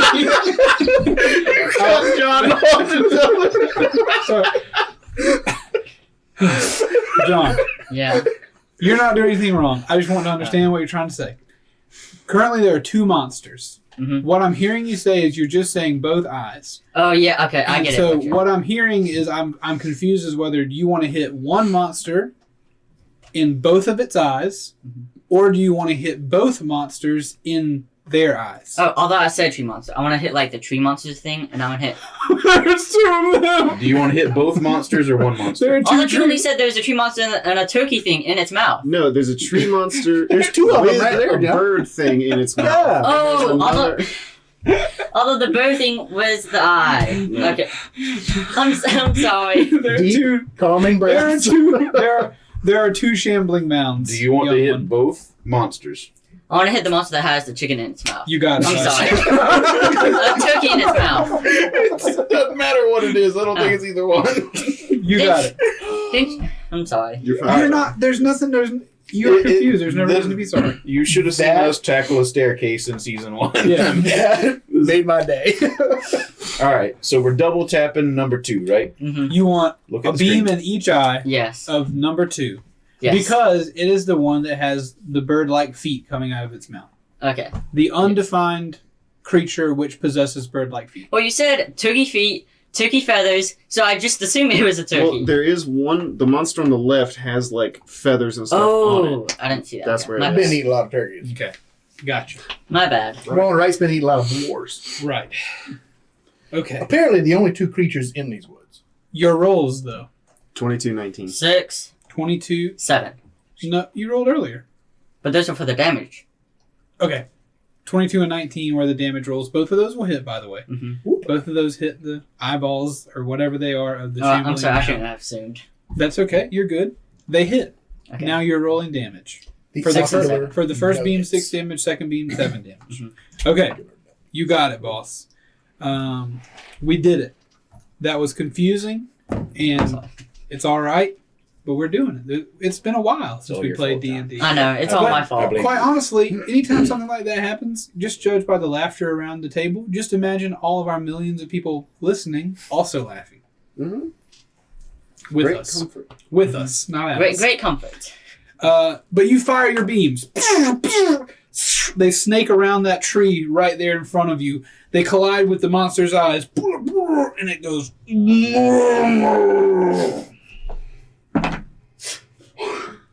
It maintains its. It maintains its. It maintains its grip on the whatever possesses these bird-like feet. And it turns toward towards where the blast has come from. Anything else you'll do with your turn? Can I move into the trees now? You are currently in a forest. Behold before you the trees around you. The gray circles are trees. You can be as near to any of those trees as you want within your movement speed. Okay. I'll move to this The one. squares are 5 feet. Yeah, so whatever you move. So 5, 10, 15, 20, 25, 30. With 30 feet, if You that's can your get behind that movement little speed. You Oh, can, I'll just go into the little one. all right, so he's going to hide behind a little tree. Is that right? Yeah. All right. Eros is now hiding behind a little tree. So Eros quietly, without much addressing any of you, fires his 2 blasts. He hits the Shambling Mound and sprints over to get behind a tree to take cover, not knowing what this thing is capable of. Next on the list is number 2. Shambling Mound number 2 is going to turn and shamble towards you all. Making its own theme music. Yep. Dun-dun-dun-dun-dun. All right. This might be unfortunate. Ooh. Dang. Okay then. From within the Shambling Mound can be heard. Help! It's coughing up stuff too. But you can hear it fighting for its life. But that's all the Shambling Mound is going to do is walk towards you. Next on the list is Grimly. Bring it up. Keith, Yes. would you say Counselor, would you agree? that Because his legs are so stumpy, is he technically prone? grabbing the legs in the mouth would be using an object? It would be much more using an object than less of using an object. It's more like using something. These questions Haste terrify me. allows an action that can be taken but the only thing I can do with that action is I can do a couple of things, but I could use an object. Yeah, that's fine. You've been hasted. Let's allow this spell to do some work. Sure. Okay. Your haste action can be grabbing onto this thing's legs. Dope. I'm gonna Grab its leg. sorry. I'm going to use my bonus action to rage and frenzy. So that does things to me. And then I'm going to run up on number 2, give him the old 1-2 punch with my regular attacks, and then I'm You got going plenty to of speed, I assume. 80 plus. Oh, yeah. Okay. You're 100. right. You're right on him. Sure. He could come back if he wants to. So Just yeah, for I'm gonna funsies. give him the old 1-2 punch in the kind of stomach area, or Okay. at least what I can surmise is the stomach. I want him to Sure. up chuck if possible. Yeah. Nice. Like, I mean, that's Grimm's plan. I Not that that understand. has to My happen. brain's already there. And then I'm going to how tall is it? Oh, it is large. I'm gonna call So it. it could be up to 15 feet tall. It's pretty big. I'd call this 12 feet tall. It's a big fella. Okay. So I got 9 feet with arm extended. That's fine. I can do that. Okay. So yeah, I'm gonna punch at the boy twice, recklessly, Okay. With advantage, with right? advantage. Roll it up. 20. Make sure to roll twice, no matter how high it is, just in case you get a crit. Yeah, you can roll with advantage on here. So Okay. you're taking care of. So 29, That'll hit. not critical, and then 14. Oof. 14 will not hit. 14 will not hit, so just ones. 28 damage on that hit. Okay. And then we'll do left arm first, and then right arm. All and then with the haste action, well, whatever movement speed I have remaining, I want to like jump up and try to grab the leg. I think I will make you roll an athletics check. Sound good. Let's do that with advantage too, with all the haste and everything you've got going on. So to visualize, Grim sprints towards this thing, a 12-foot tall shambling mound walking towards him. He sprints in, hands aglow with necrotic damage. Yes. He swings one time with his left hand, uppercut into the thing's belly. A shockwave can be felt among it. Dead foliage falls apart. You can tell it took some damage. But this thing's maybe a little smarter than you think. You raise your right fist in there to try to make it upchuck, try to, shock that belly. But it just, after the first punch, it noticed, and it was like, it moved some of the plants aside. And as you reach into its belly, like, it just moves some things aside so you didn't make contact with anything. Just maybe a smart dodge, or call it whatever you will. But it, it stumbles a little bit as you punch it the first time, then you jump up and 30. You jump up and grab onto the legs. Is that where you're grabbing? Just both legs? Yeah, just grabbing the legs. Okay. Crunch. Well, so in my head, I imagined like grabbing the legs with one hand, or however much I could, and then like kind of holding on for this turn, and then next turn I was going to try to. Okay. Well, it's a smallish creature that's in the mouth. It's not a turkey. It was a nat 20 plus 10. Oh, that's how I got the 30. How am I going to help you? Because this is a small creature's bird legs. We all know things about bird There's legs. no necrotic damage on this fist I know. as well. Yeah, so you jump up into the air, and with your large hand of a very tall man, you jump and grab onto both legs, pressing them together. Within the thing, you can hear with your other hand, you grab the bottom, whatever looks like a lip of this creature, and that's where you currently are. Okay. That cool? That's cool. All right, Grim, you are hanging off of the Shambling Mound, and it is now the Shambling Mound number 1's turn. Shambling Mound number 1 has finished his disagreement with his brethren and is now moving towards the group. God, he's going to eat Shambling Mound 2. All right. Power. Now it is Arlo's turn. Arlo. So, does he hop on my shoulders, or do I hop on his? Wait. Arlo? Sorry. Arlo. Oh, it's a me. Yeah, just you. Okay, so these are all 5-foot squares? Yeah. Give or take, I guess. All right, I'm going to take my 30, and I guess I'm going to be like 2 squares down from these guys, if I counted them right. Okay. We would have to form the Megazord. 1, 2, 3, 4, 5. That's good enough. Yeah, you want to just be right in front of them? I don't want to get like right up in their business. So you want to back off a little bit? Yeah, like right there. Show. Show. Bro. You're now within about 15 feet of them, so I guess. That'll work. I only need about 30 feet. I'm going to cast Blight Ooh. at number the 2. Okay. That seems to be the most pressing one. Okay. I have not used Blight yet. And I am normally growing things. This is a destruction of plant spell. Nice. It is necromancy. The quick version, necromantic usually washes over a creature of your choice. You can see within range, draining moisture and vitality from it. Excellent. Target must make a Constitution saving throw. Target takes 8d8 necrotic damage on a failed save, or half as much damage on a successful. Woof. If your target is Bless a your plant girlfriend. creature, if your target is a plant creature or magical plant, this is a plant creature, right? It makes the saving throw with disadvantage, and the spell deals maximum damage. Oof. Big oof for the mound, old druid. Let's do Don't it. get out of boy. line, nature. Let's do it, boy. He does succeed on the saving throw, I assume, with a 21. Yep. So he would take half damage. Half damage of the full amount. 32. Okay, that's half of the full? Yep. All right, and that was Because number it's 1? 8d8, so 32. Right. That's number Number 1. 2. Number 2, right? Okay. Yeah. Sorry. The one what's got a grim dangling out of its So mouth. 32. I'm on that one. Something is in that one. Yeah. I'm still hitting the mound. So you cast Blight on the mound, and all that foliage and the whatever living plants are driving this thing or whatever, like Grim, you can feel them wither. You can almost feel the thing like lurch underneath you as it takes this damage. You can hear it as it takes the hurt. Inside you can hear what's happening.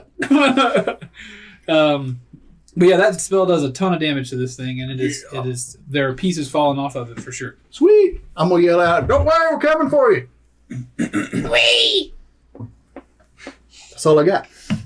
So like I'm in Street Fighter stance right now. Okay. All right. It is now Jack's turn. Yes, indeed it is. And then we all went home. Jack's got this. I cast Command Okay. on number 2. What's the range Oh on that? man, number 2. 60 feet. All right. You good? Cool. I went like 15. One word 20. command to a creature you see. My one word command will be open. Okay. It starts telling you its life story. Succeed on a wisdom saving throw or follow the command on his next turn. All right. These are not particularly wise, but not particularly unwise. A critical 1. Nice. Wow. It fails. It fails. Shambling Mound number 2, as Grim is holding on to its lip with his right hand. On its next turn. On its next turn, the mound stays exactly how it is for now.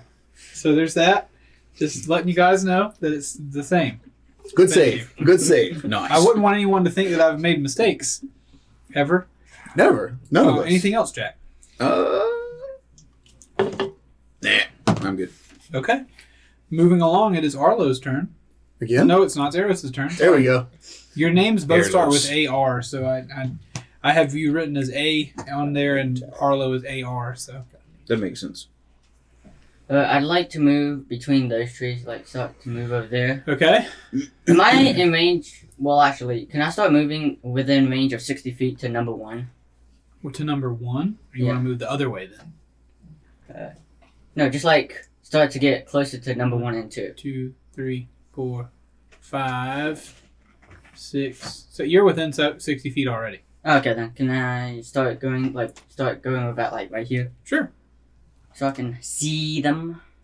You move around. Eros moves around from the outside of his tree, from behind his tree. I'd like to play Dissonant Whisper.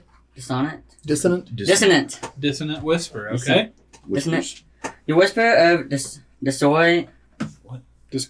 Discordant. You whisper a discordant melody that only one creature of your choice within range can hear, racking it with terrible pain. The target must make a wisdom saving throw. On a failed save, it takes 3d6 psychic damage and must immediately use its reaction, if available, to move as far away as its speed allows from you.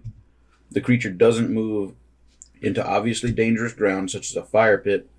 On a successful save, the target takes half as much damage and does not have to move away. A deafened creature will automatically succeed on this save. Okay.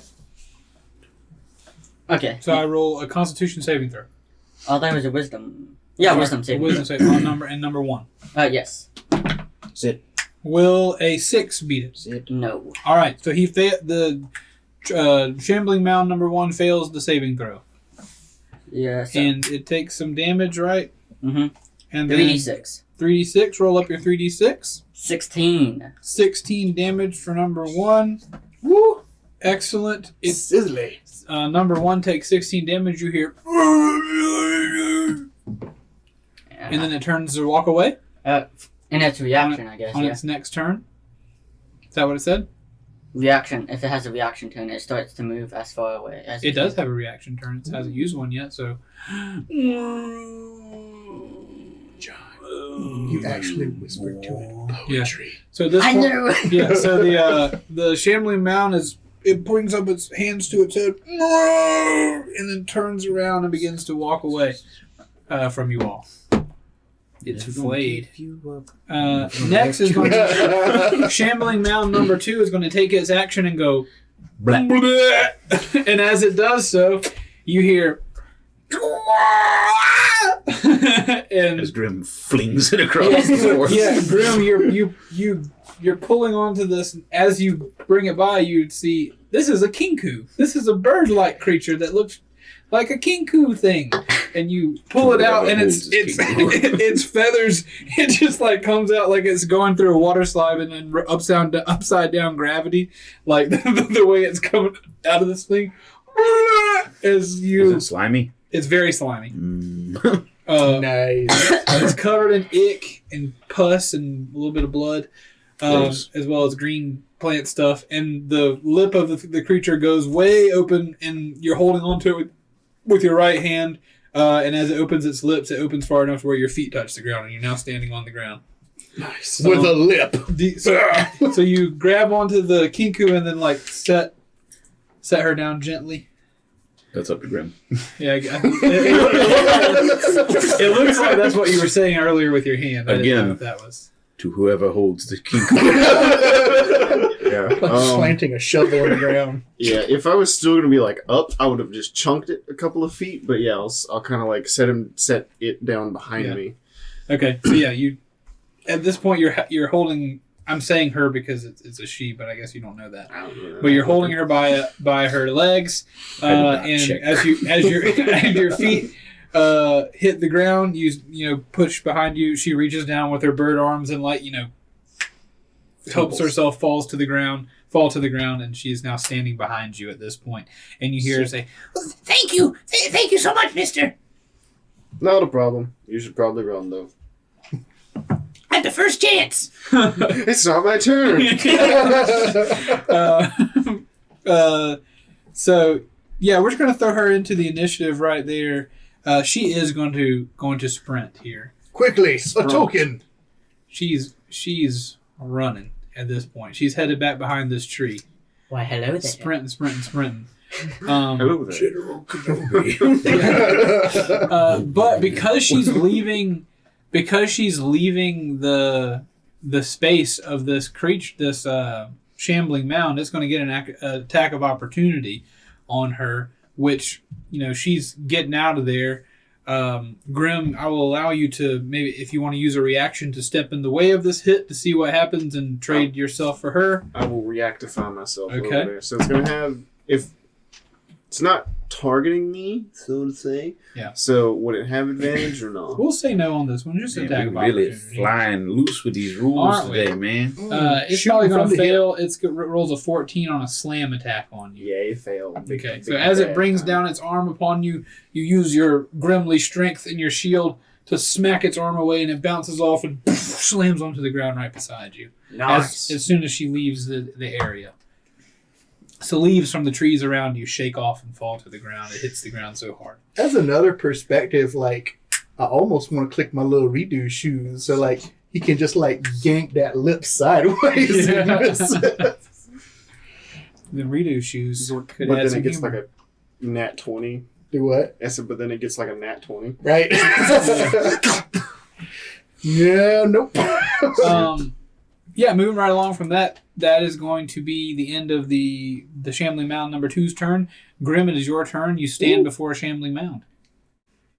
I got 4 attacks. I got you for 3 minutes. 3 minutes of playtime. Such chubby fingers. So I'm gonna punch him. Okay. I'm gonna keep doing it until he's dead. All right. Punch. Not you. It only took 2. Reckless attack. Yep. 5. 26 That'll for hit. 1. Can I punch twice, and if he's dead, not waste more punches? Sure. If you want to do that, you can do all I that. feel like I would notice. All right, so I missed Is he dead? the first one. I assume it's not going to kill him. 23 damage. 23 damage. That is not going to kill. Cool. Hold on. Let me do my math in my head real quick. Set fist. You you're still uppercutting, or what? You just punching this face? Or? Well, you said he's 12 feet tall? Yeah. I'll just go straight. Okay. Punching this thing's belly. One punch, a purple wave of energy and necrotic damage flows through it. I got a critical hit. Excellent. So I got to do some weird things with that because it does. That's like having an extra punch. Yeah. I got a little extra punch. Always had that All extra All these Oreos and Chips Ahoy on the table don't help. No, So- they do not. Look, 110 years for Oreo. I know. This Give it to episode Oreo. brought to you by Oreo, who's been around for 110 years. You are 110 flavors. Great with of Duke's barbecue irritating sauce. dog. Also not a sponsor. That's right. It's time to use my birthday gift from my brother. Jack's got to sneak back into town and kill Tommy Two Fingers to sleep. 37 damage 37 damage. Woo, boy. On it. this punch. on just the one punch. Again, like this punch, whenever you bring in the second punch, that purple wave of necrotic energy flows through it. Parts of it fall off. It's very, very much hurting. It throws it's about to fall forward, like almost on top of you, but it pushes its fists down, like extends its arms to the point where it doesn't lose any altitude of its head, and like now it's on all fours, kinda, as you stand like with an arm on your left and on your right, and it's holding itself up right above you as you punch it again. I got one more. Okay. Stop. 28. That'll do. I wager this one more might kill it. 27. Your third punch. Straight for the head. You uppercut this thing that's now leaned down a little bit. Poof! Plants and boar tusk and everything goes shooting into the sky. Necrotic energy flows through it. The life, you can tell, leaves this creature's body. But there is a problem. It's right above you. That's right. Roll a dexterity saving throw. Bryce, does Jack's note, does it count if we kill it too? Does Jack's what? Jack's like monster note, whenever we kill it. We I get think to eat anything some I of it? contribute to. So I think because I hasted him, and also because I commanded the creature, I believe it will get cataloged. Okay, sweet. I got an 18. An 18 to dodge. All right, this thing falls forward.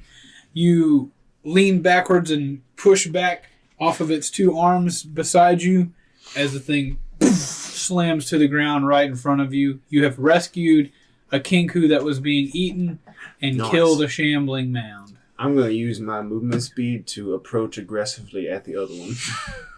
It can't see you coming at this one. It's trying to run away. I mean, I can't do anything to it, so Okay, that's fine. you have approached. Aggressively. Next on the list is Shambling Mound number 1. How long does it run away? I think it's only for its reaction turn. Yeah, it's as far as it can get in the reaction. All right, it turns around to do a slam on the first thing that it sees, It's got advantage. and that's a man named Grim.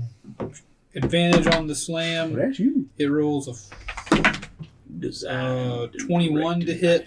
It do not. Do not hit on a 21. It would have, but haste gives +2 AC, Ah, so. there you go. Nice. So you're able to dodge past that one.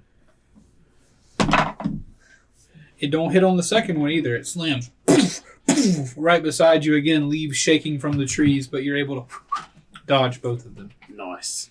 Nice. The leaves? No, the hits. The hits, actually. Arlo, it is your turn. Okay. I'm just going to get like halfway there and do the same thing. Okay. So let's try that blanket again. Got to have a Constitution saving throw. Blicket. Okay. So I'm gonna move. Did you move? You said. Yeah, I'm gonna move like I'll move as close as I can. All right. I mean, you can be right up on him if you want. Yeah, let's get right up on that Okay. thing.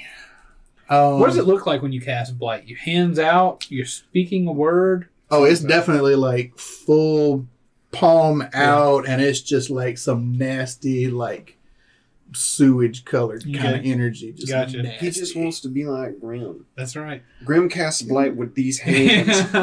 All right. Constitution saving throw. You said. Yep. 19.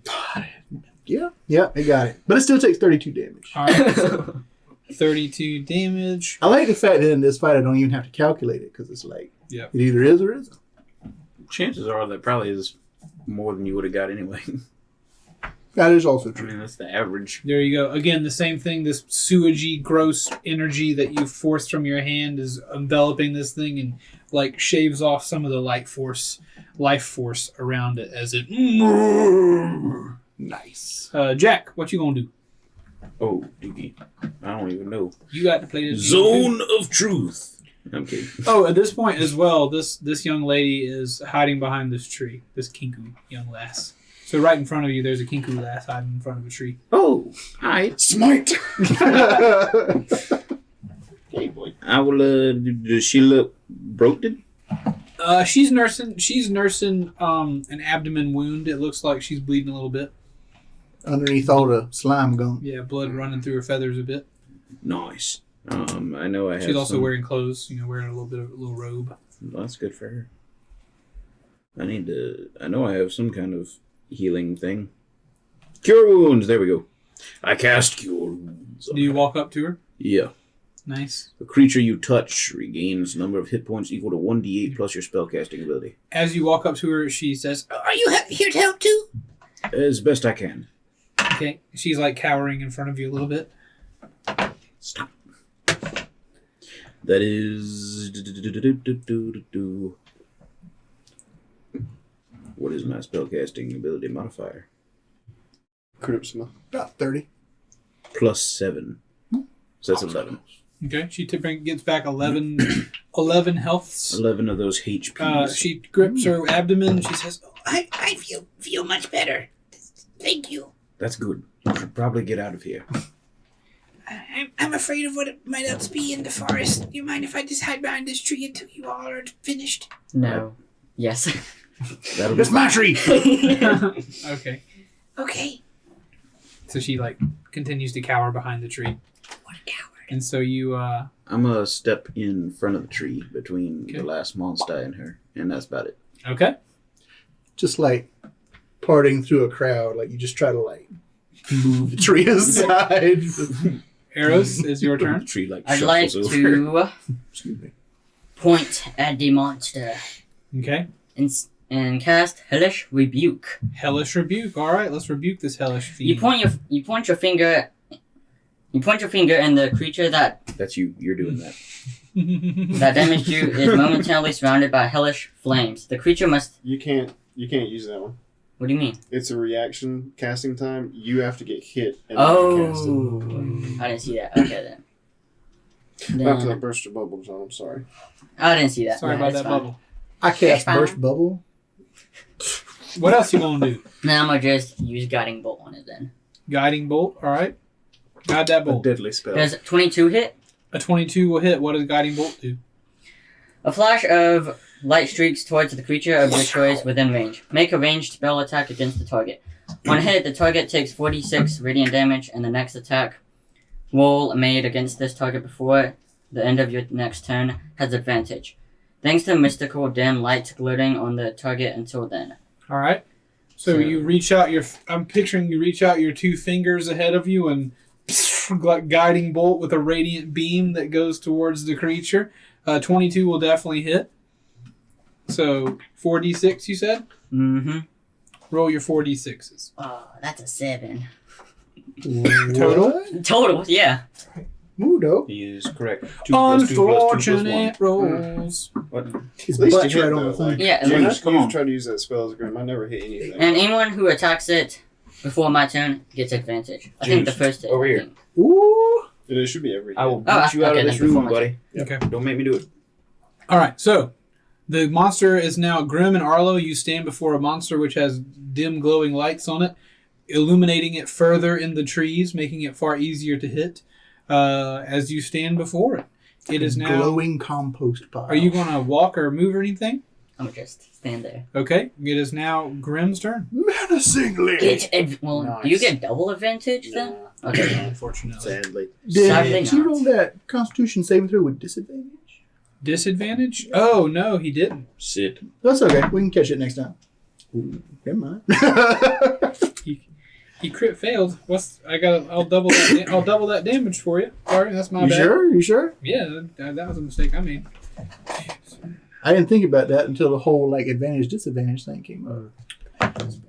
You gotta pay attention. I know. I'm sorry. That definitely puts it within kill range of Grim, I believe. So it's looking a lot worse than we thought it was. You're gonna punch it. I'm gonna punch it. Eros's dim lights have revealed that it's looking pretty weak. Nice. Y'all welcome. In glowing, glorious weakness. Illuminate. 21, 20, 19, 17. All hits. Nice. Ooh. Discombobulated. 28, 19, 17, 24. I think 3 of those will do it. Question: do the lights persist after it dies? Until my next turn, so I guess so. So for like a second. Yeah, Yeah. for a second. I was gonna say, so like this is the first time you've actually punched something's lights out. Okay. All right. Got him! Very good. Nailed The it. people who aren't, you're missing out. If you're not listening to this, good great. What are you doing? We got some good gravy All up right, in so, here. so Grim, permission to make this cinematic for you? No. Okay. I'm just kidding. Yeah. You walk over there and punch it 3 times in the knee, and then it dies. Nice. No, It's everything we hope for and more. Grim, as you sprint over there, you see the lights appear on it. You look backwards as arrows is sticking out his two fingers and illuminating this creature, almost giving you a wink, like it ought to be easier to punch now.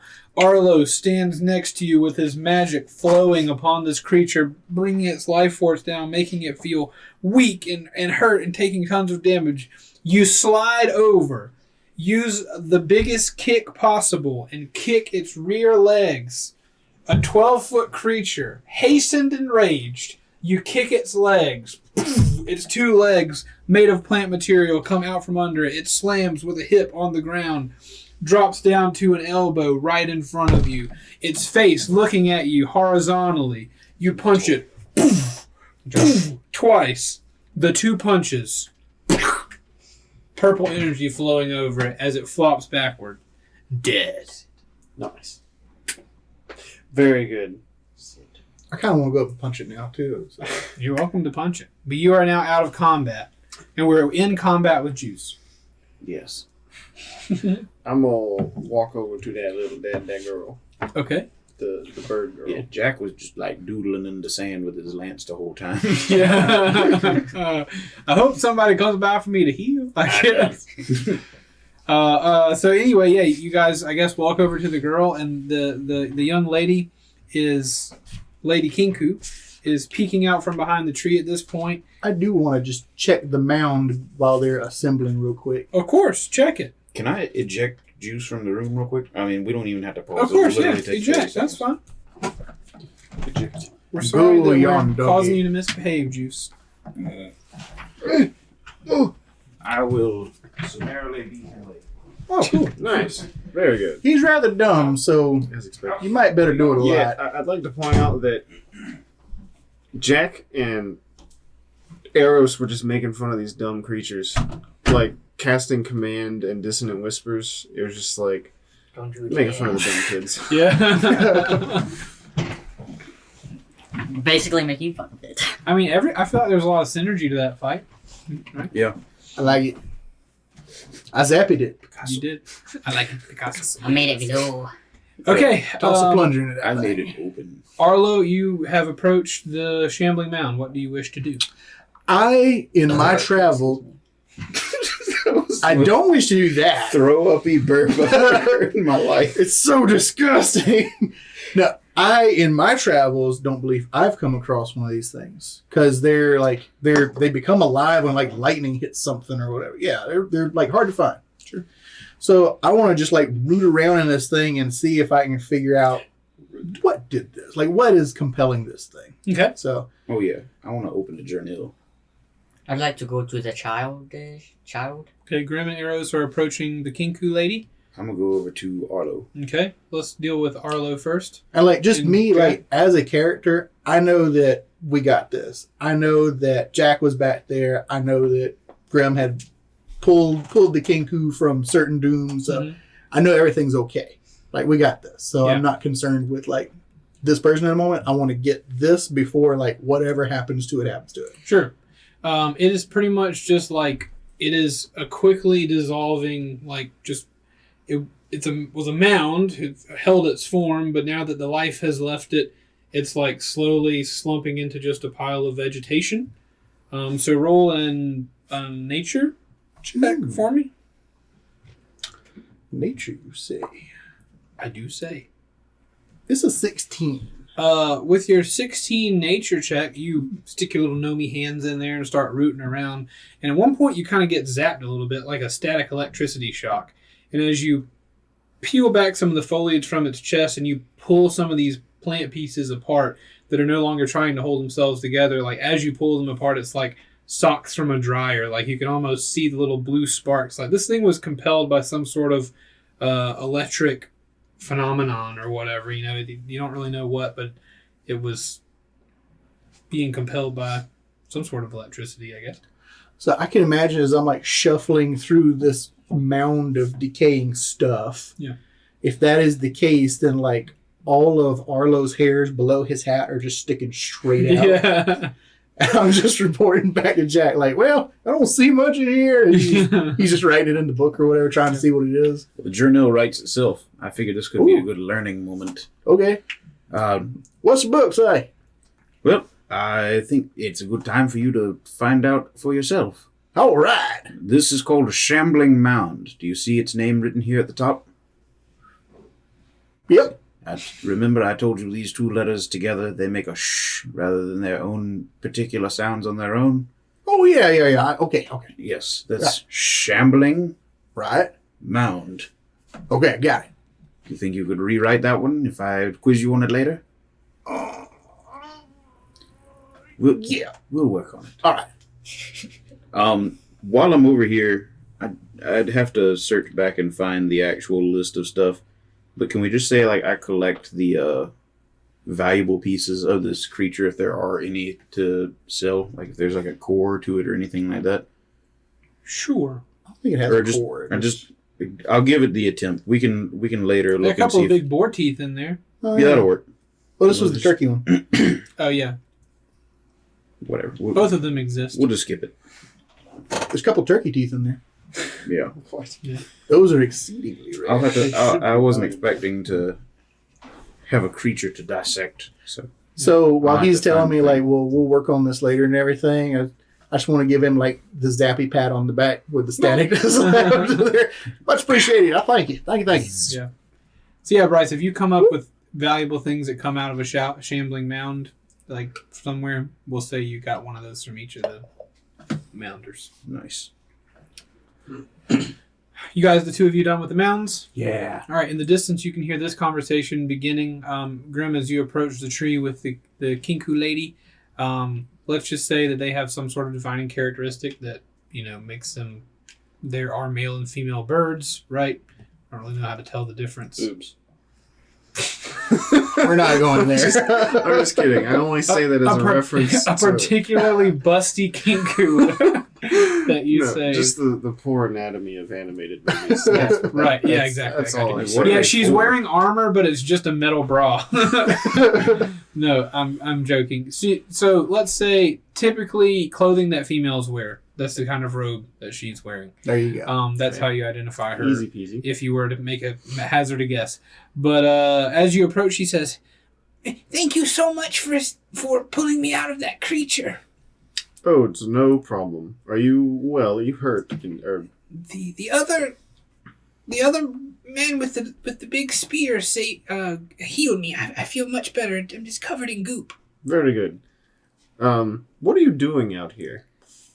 I came to worship at the shrine of the Chainbreaker. I'm a former slave, but I heard in the distance some rustling, and you know what they say about curiosity. I wandered out here into the forest, and before I knew it, I was being chased by these plant creatures, and they were gaining ground. They actually were gaining ground. Well, it's very fortunate we were out here then. Otherwise... Yes, well, what brings you to the forest to save... I got very lucky, obviously. The gods must have heard my prayers, because there's no other reason you'd be here in the middle of the forest. Curiosity, just like you. We were curious what it was. Oh. What this building was. Maybe I don't know what they say about curiosity then. Yeah, a friend of ours sent us this way, said there was something of interest here, and heard somebody was in trouble. Okay. Yep. She reaches up a hand to thank you, like a shake to thank you for saving her. And as you grab onto her feathered hand, she like makes a decision that she's super grateful, and she just reaches in to like hug your legs, like I pat her back. Thank you, mister. Is she a child? I mean, you're just a larger person. No, I know, but the way you said that, the tone of what she said was that she was a child. I'm trying to produce a high-pitched bird voice, but I would say if you were to guess, she's an adult kinku. Okay. That'll work. Are you so you haven't made it to the shrine yet? I had just arrived and been passed. Of course, it's late at night. I saw another family there. I didn't want to disturb them. So Would you like us to escort you? If you wouldn't mind. Not an escort mission, no.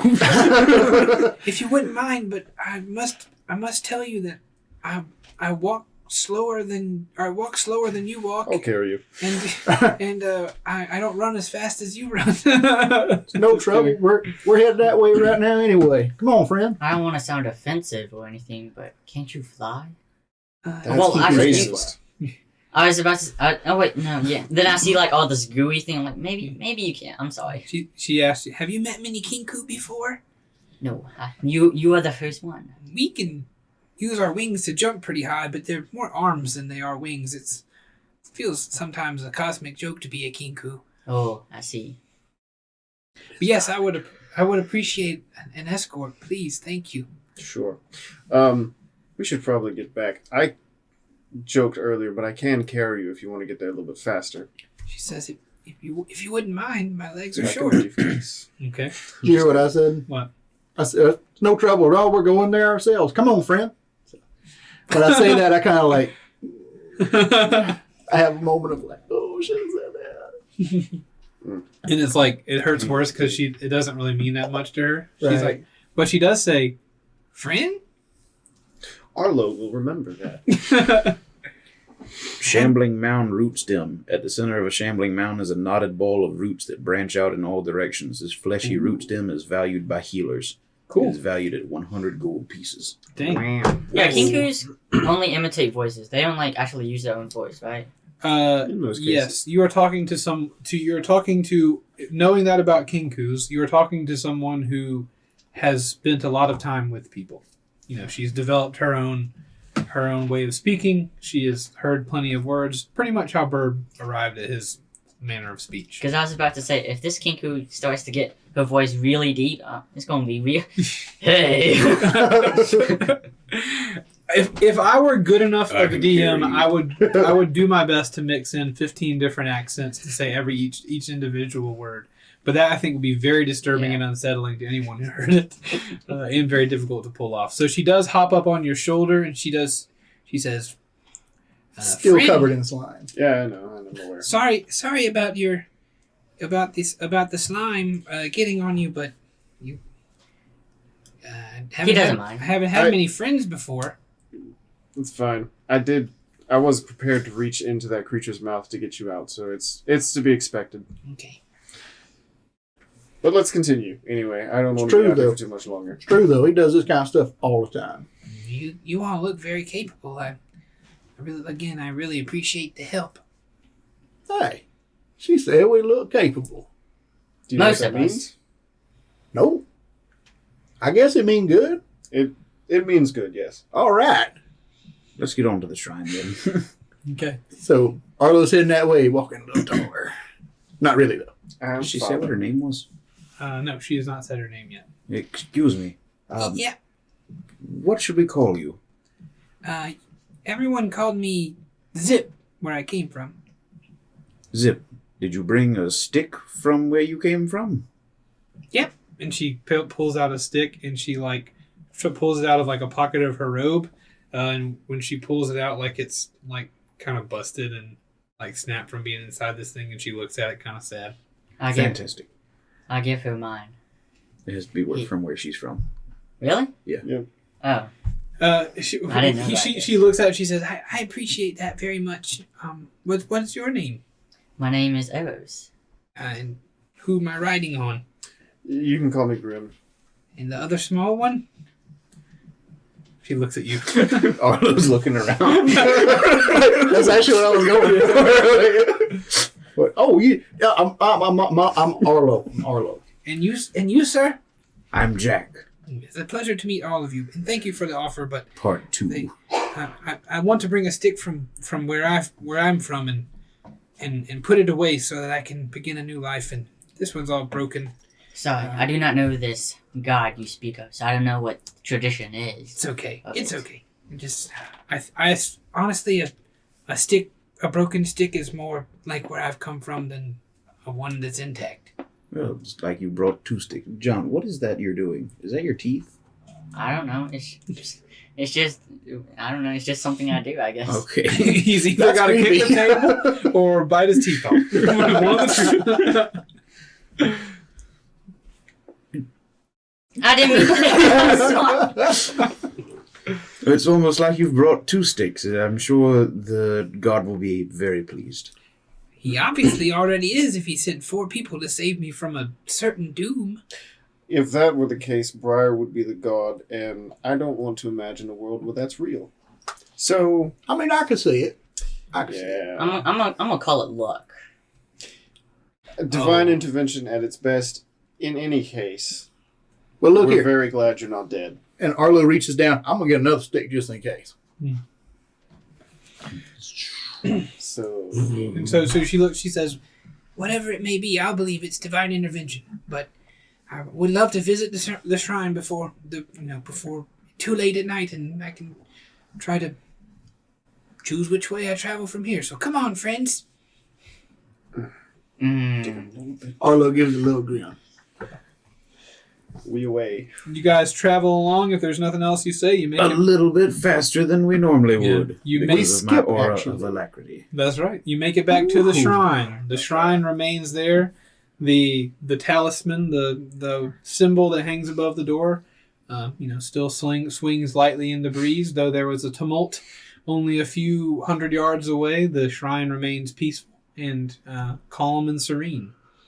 I tap it when I walk under it. Okay. I have to. I'm gonna go put my axe handle on the shrine.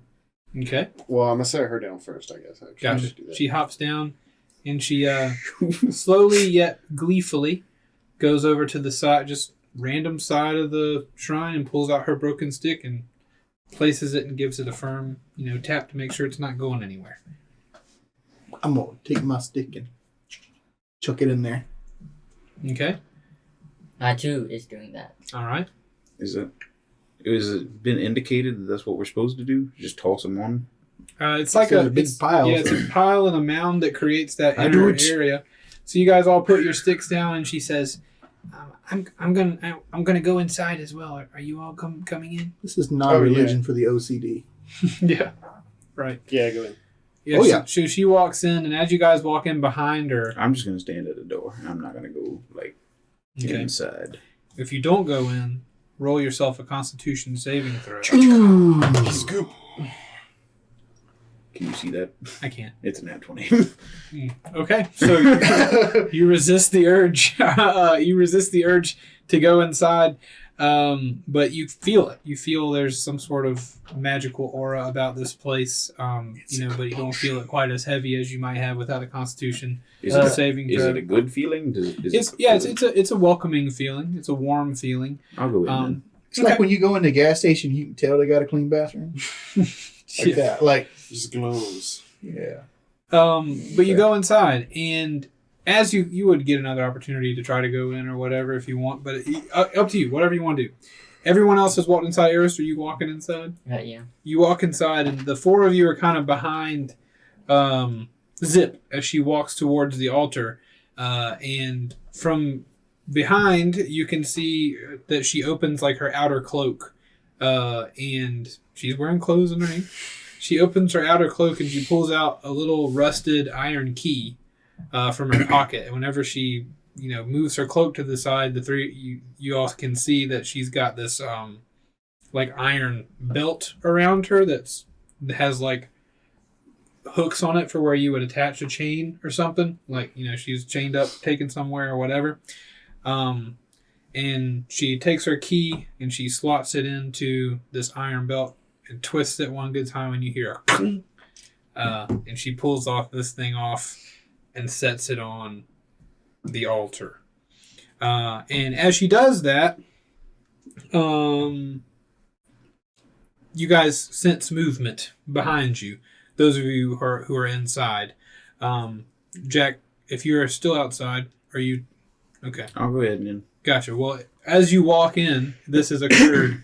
The sticks around the edge of the doorway begin to move to close you all in. And by the time you notice, whoosh, whoosh, the sticks have fallen and you guys are all inside this altar. And you hear an otherworldly voice as you can sense a magical vibration inside this little chamber. The light outside of you is drawing dimmer and dimmer. There's no more moonlight getting in. It's almost as if all other light is gone away. Everything has disappeared except for this altar before you and the places to sit round about. I'm going to sit. Okay. As you sit down, almost being in tune with the otherworldly forces within this room, you hear, "Sit." That's it. Okay. Yeah. Done. Is that a command? That don't sound like Garl. That can't be like Garl or something. Is that somebody else? I don't know. It's not Garl. It's not flamboyant enough. No. And then I just cautiously take a seat. Gotcha. I don't feel any malice from it. I say we listen for now. Okay. Do you I ask that cautiously out do the loud? same. Yes. Is that a command? Okay. You don't hear any response to that. Right. I cautiously sit down too. Okay. One thing you notice right now is that there's one element of this room that was there before the lights went out and things disappeared that is no longer there, and that's Zip. She's not there anymore. It's just the four of you sitting down currently. Oh, well. We've been bamboozled. And you hear, "Welcome." Hello. If I die here now, just tell I love y'all. And I'm glad I was here. Helping everyone else. That I love you. In the middle of you're speaking out your fears into the ether, and that voice, also picture an echoey voice. If you can make that voice sound into something coming from some other world. There you go. Anyway, as you all speak out a little bit and you're a little bit confused, a stories tall, just hundreds and hundreds of feet tall, seemingly at a great distance, bird-like creature stands before you. Backlit with a radiant light, the same light glints off of its golden beak, and its flowing robes can be barely seen with that radiant light behind it. Its glowing robes are embroidered with golden chains, and every link with a break in it. I immediately point straight at it and yell out, "That's a big bird!" And as if to respond to you, you hear, "My oldest friends." And the giant form with blurring speed shrinks to sit before you on the other side of the altar. A familiar Kinku now sits across from you, his black feathers sticking out of the sleeves and neck of his white robe, a beaky smile on his face. "The chain breakers themselves. Are you ready to make the world suck less?" Bird? Oh my word, Burb is a god? Please tune back in next week for a recap episode that explains everything that went on in Season 2. As well, please stay tuned in that very same episode for information as to what the Dungeon Boys are planning on doing moving forward with the show. Some changes have been planned, and we hope you look forward to those. But in the meantime, we hope you enjoyed Season 2 of Dungeon Boys. And how about that Burb?